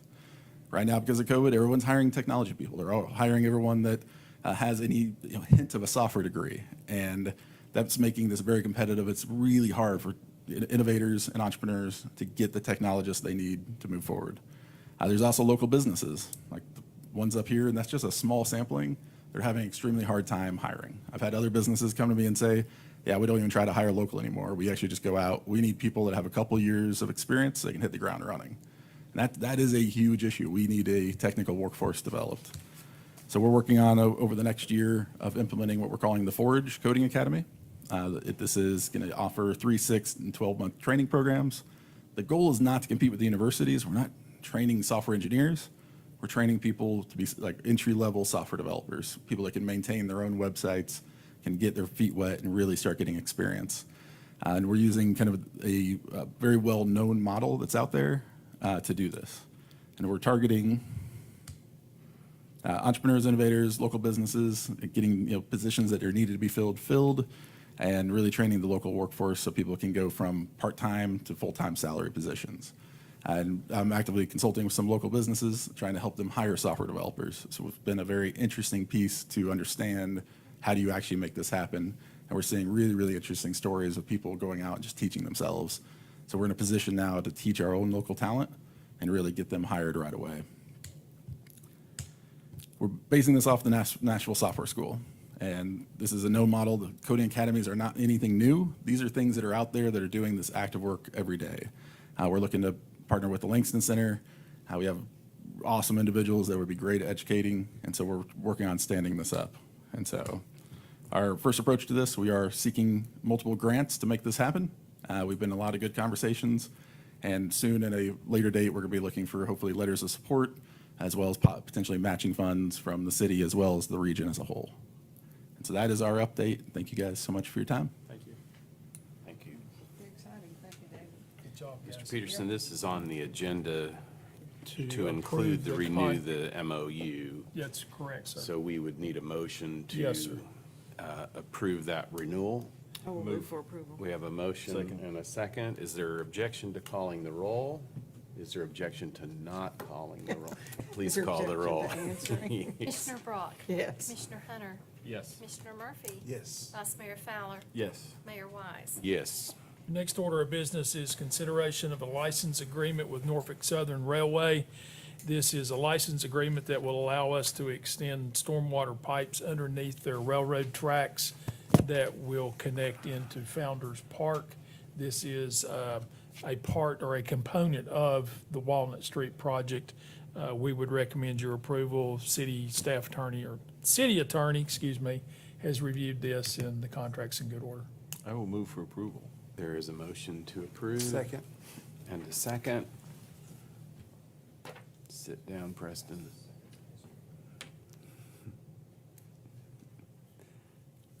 Are you for the next? Oh, one or you're the this next one? thing. Right. Okay. Roll call. There's a motion and a second. Call the roll. Commissioner Sorry. Brock? Yes. Commissioner Hunter? Yes, ma'am. Commissioner Murphy? Yes. Vice Mayor Fowler? Yes. Mayor Wise? Yes. Consider approval of an amendment to the 2011 Stone Gables PUD. This is a change in driveway connections. Show the picture really quick. I will be happy to show the picture really quick. I just, for the community in the neighborhood that was concerned about this, I do want to give a little bit of background on this. If you recall, during the pandemic, when City Hall was shut down and we had gone to all of the virtual meetings, Dr. Cooper, who you had mentioned to me before the meeting, Dr. Cooper, Mark Cooper, was the one who had come to the city commission and asked that the city possibly initiate a rezoning of this site. You all ultimately decided that that was not appropriate and not something you wanted to embark upon. So their request for the concept plan amendment continued to move forward. It had just stopped temporarily. David Myers, the developer, was willing to halt forward movement of his application while the neighborhood was going through this exercise. So when that decision was not made by the city commission, Mr. Myers had some other things going on and then brought this back up early this, or I should say late spring. So that's why it's now back on the agenda. It's already been through the planning commission as a preliminary plat, and so now, and as the concept plan amendment comes before you as just one request. There's no three readings. It's just a one-time thing. But I will give you just a brief presentation. This is 4.5 acres here on the intersection of Mayfield Drive and Blakemore Circle. There was an original, you can see here, single-family house that led out to Mayfield Drive. David Myers purchased this property pre-2011, has since subdivided the property. It was annexed as part of the Carter Sells Edition annexation in 1988. And in 2011, he came forward to rezone this property from R2 to RP3. When he did that rezoning in 2011, he got this concept plan approved, which allows for 22 duplex units to be constructed. He then did not pull the trigger on anything in 2011. 3 years later went by, or I should say 3 years went by, and Mr. Myers came forward with a preliminary set of construction drawings, asking engineering if they were good to go with engineering. Engineering advised that the driveways as proposed on the concept plan, the shared drives were not going to work, and so they asked that the driveways be split out, so they had individual driveways for each unit. Again, back in 2014, 2015, Mr. Myers, for whatever reason, decided not to pull the trigger. So now we fast forward again another 5-6 years. And so here we are. This triggered a neighborhood meeting for that community. That community came out several times. We actually held 3 neighborhood meetings They were very concerned about the rights of the development, the rezoning, the density, all of that. Unfortunately, none of that's on the table today. The density, the development type, all of that is permitted under the RP3 zoning and the concept plan that was approved by the city commission at the time in 2011. So the only thing on the table today is the request to amend the concept plan to allow for the individual driveways per unit, per engineering, and then to simply rotate this one unit to the north, you'll see. Otherwise, all other rights and entitlements on this development, which were approved in 2011, remain in effect. So I'll turn it back over to you, Mayor. Thank you. Thank you. Are there any questions for staff?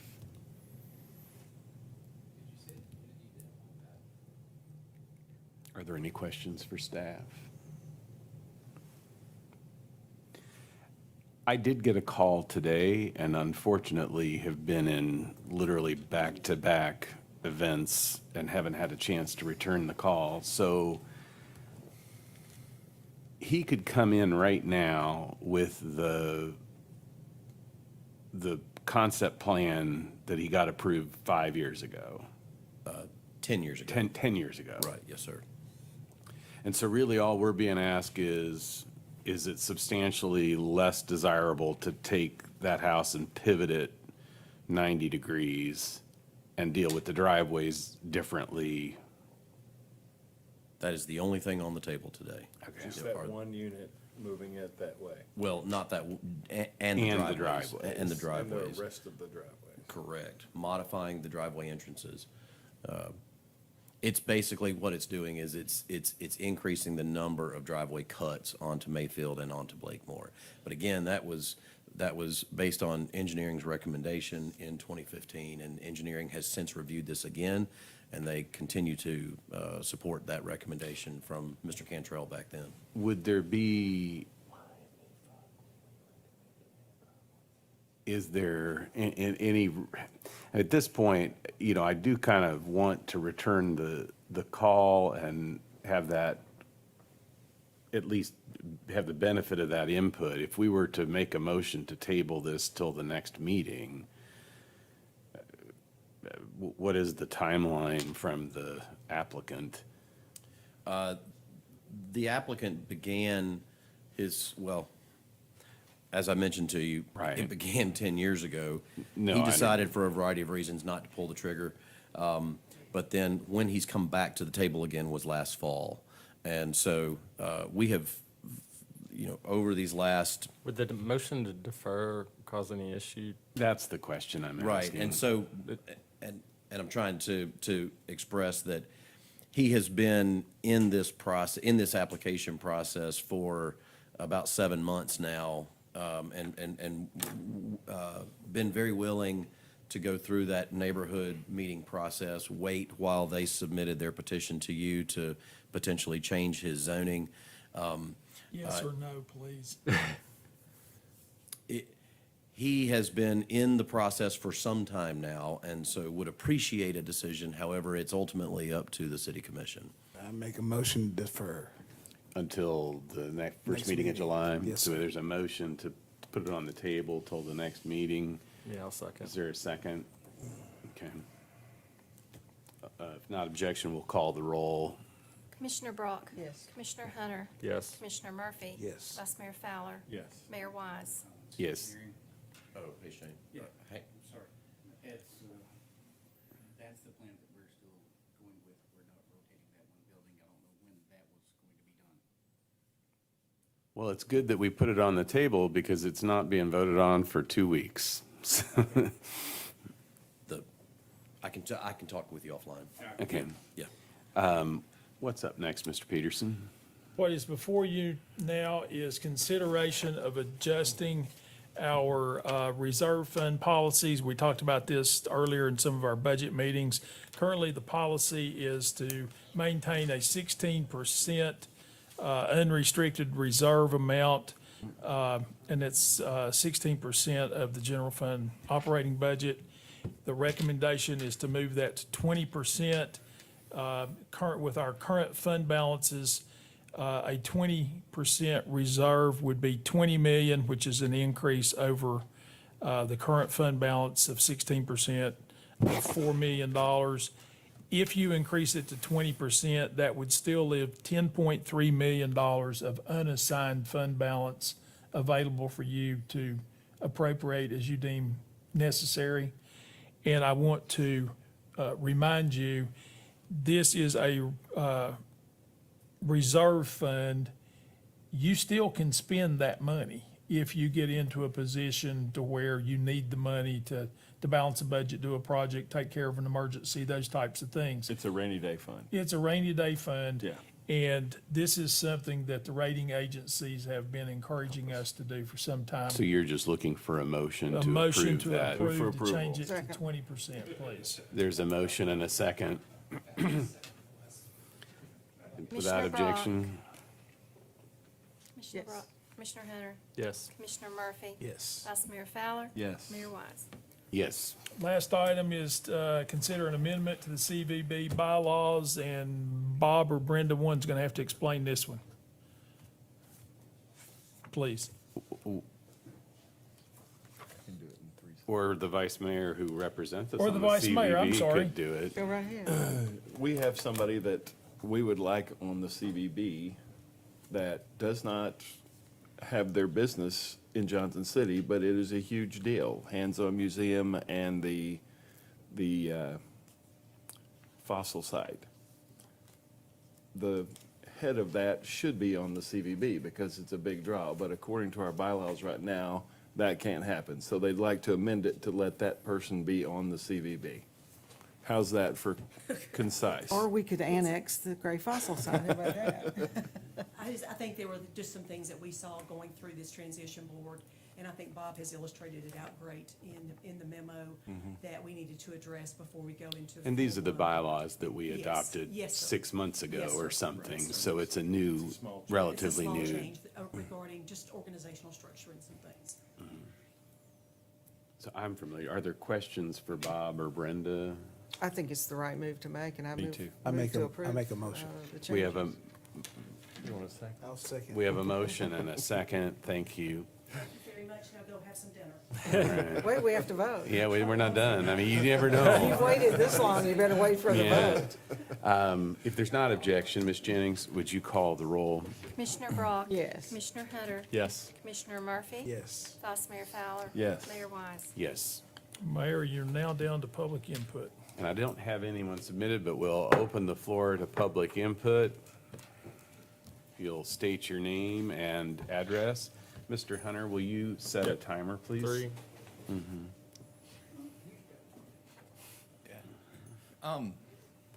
I'll be quick. You won't need time. You're good. I'm Jeff Clark. You've all met me before at this point. Live on Westbrook Lane, Johnson City. Good job paving that road. Great road. Love it. Just got repaved. I wanted to talk about the community roundtable that happened this morning at Muncie. I attended there along with, it felt like at least 100, if not more, other members of the community. And it seemed the overarching feeling was support of finding a way to generate housing. Commissioner Murphy was very gracious in his answers and his responses. And I don't know if there is a real good accessible live stream of that. But I would encourage you to seek one out if there's not one, to find out what we all had to say. I'm not going to try and recap it here. I only have 3 minutes anyway, and I want to get home too. I will say that there was a group of us that met, excuse me, afterwards to talk about how we would go forward to try and present to you ideas to try and solve this solution.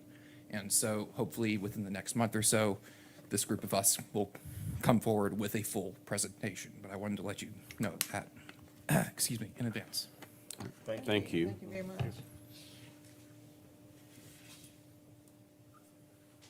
Good evening. It's been a long one. Yes. My name is Ed Wolf. I live in Jonesboro. I'm a retired ordained minister, and I'm treasurer of the NAACP and the host for Black-White Dialogue. And Mayor Wise, in the lead article of the Johnson City Press on June 11, I read that you said in so many words that there's not enough support for a Community Equity Advisory Board. Furthermore, you said you didn't know or understand what a Community Equity Advisory Board was about and would do. And yet you said that if you could learn something to serve your community better, you would. It seems to me that your latter comment is diametrically opposed to what you said otherwise. Unfortunately, I can't respond to all your comments in 3 minutes. However, there's an acronym called ALICE, A-L-I-C-E. It means people who are asset limited, income constrained, but employed. In other words, it represents the working poor. From my conversation from those in the know, Johnson City's working poor represent 52% of the population.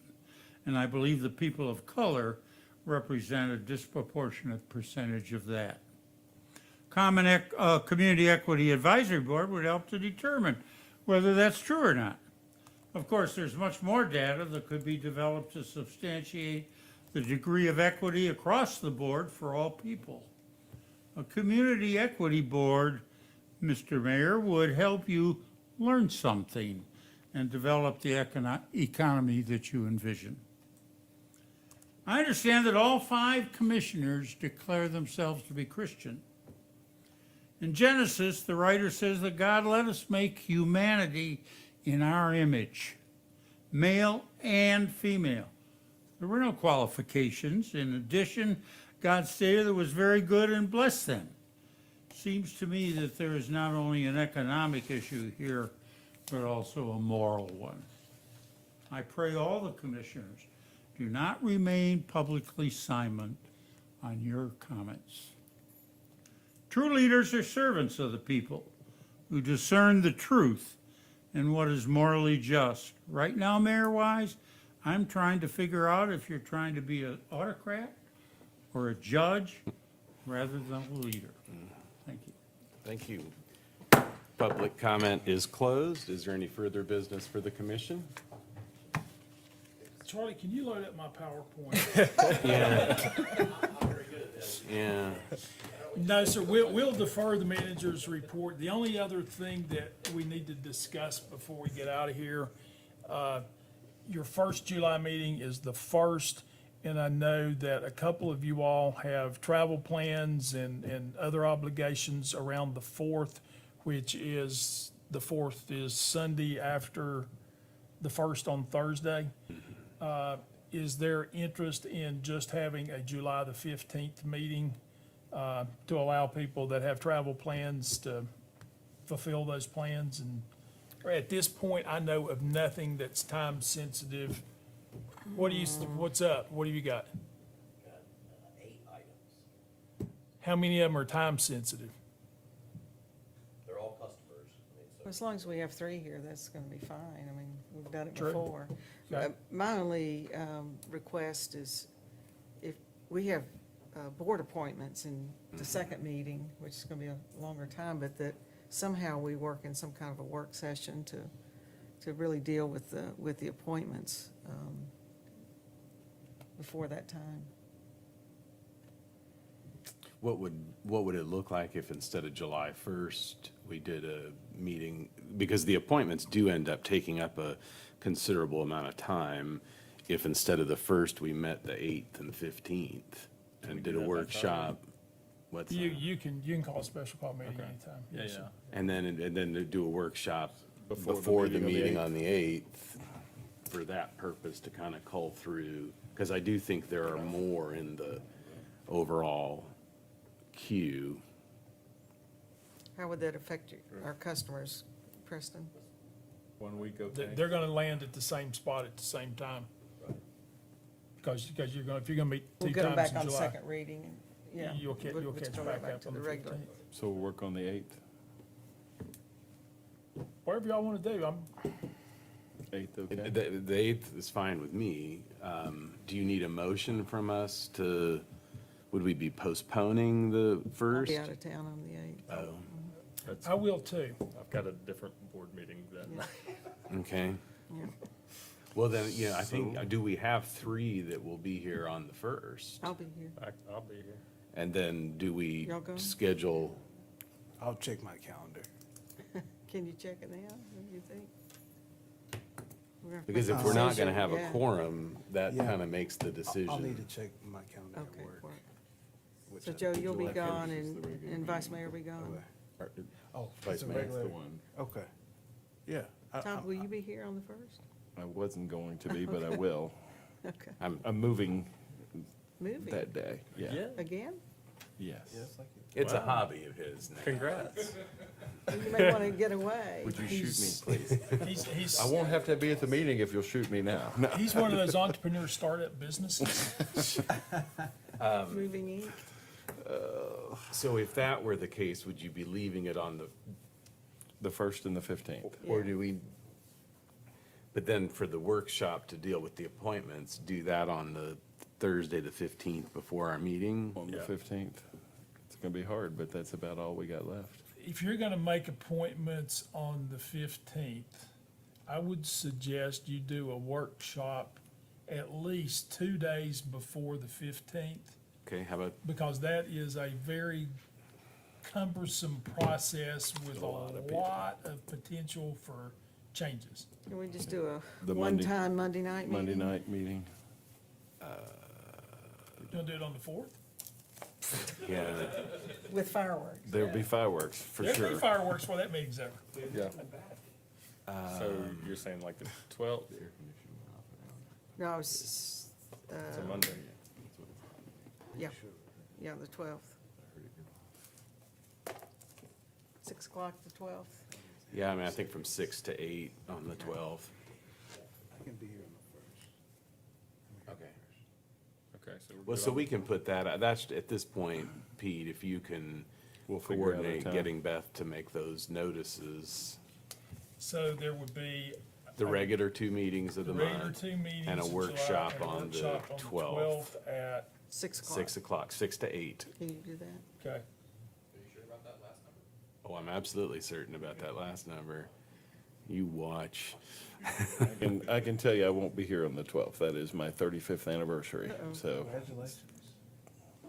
I will not be here on Monday, the Okay. 12th. Well, what about Tuesday? I got a better chance of being there Tuesday night than I do Monday night. Oh, I have planning commission. Well- You can't be there. Well, I mean, you could. I could, I'd just be on the other one. Yeah, we can see what the agenda is. Why don't we, Okay, well, let's solve that later. I was gonna say, I think we may need to coordinate some calendars. I will get Beth to find a time that works, But we're still good on our but you're regular still gonna meetings. hit, Still on the Meet the 1st and the regular. 15th. yes, We'll just figure out what time we can have a workshop on the appointments at some other time in between there. yes, sir. Sounds good. Charlie, help me remember to tell Beth. It's all on you, Charlie. Or better yet, to be safe, Janet, will you remind me to tell Beth in the morning? Absolutely. All right, this meeting is adjourned.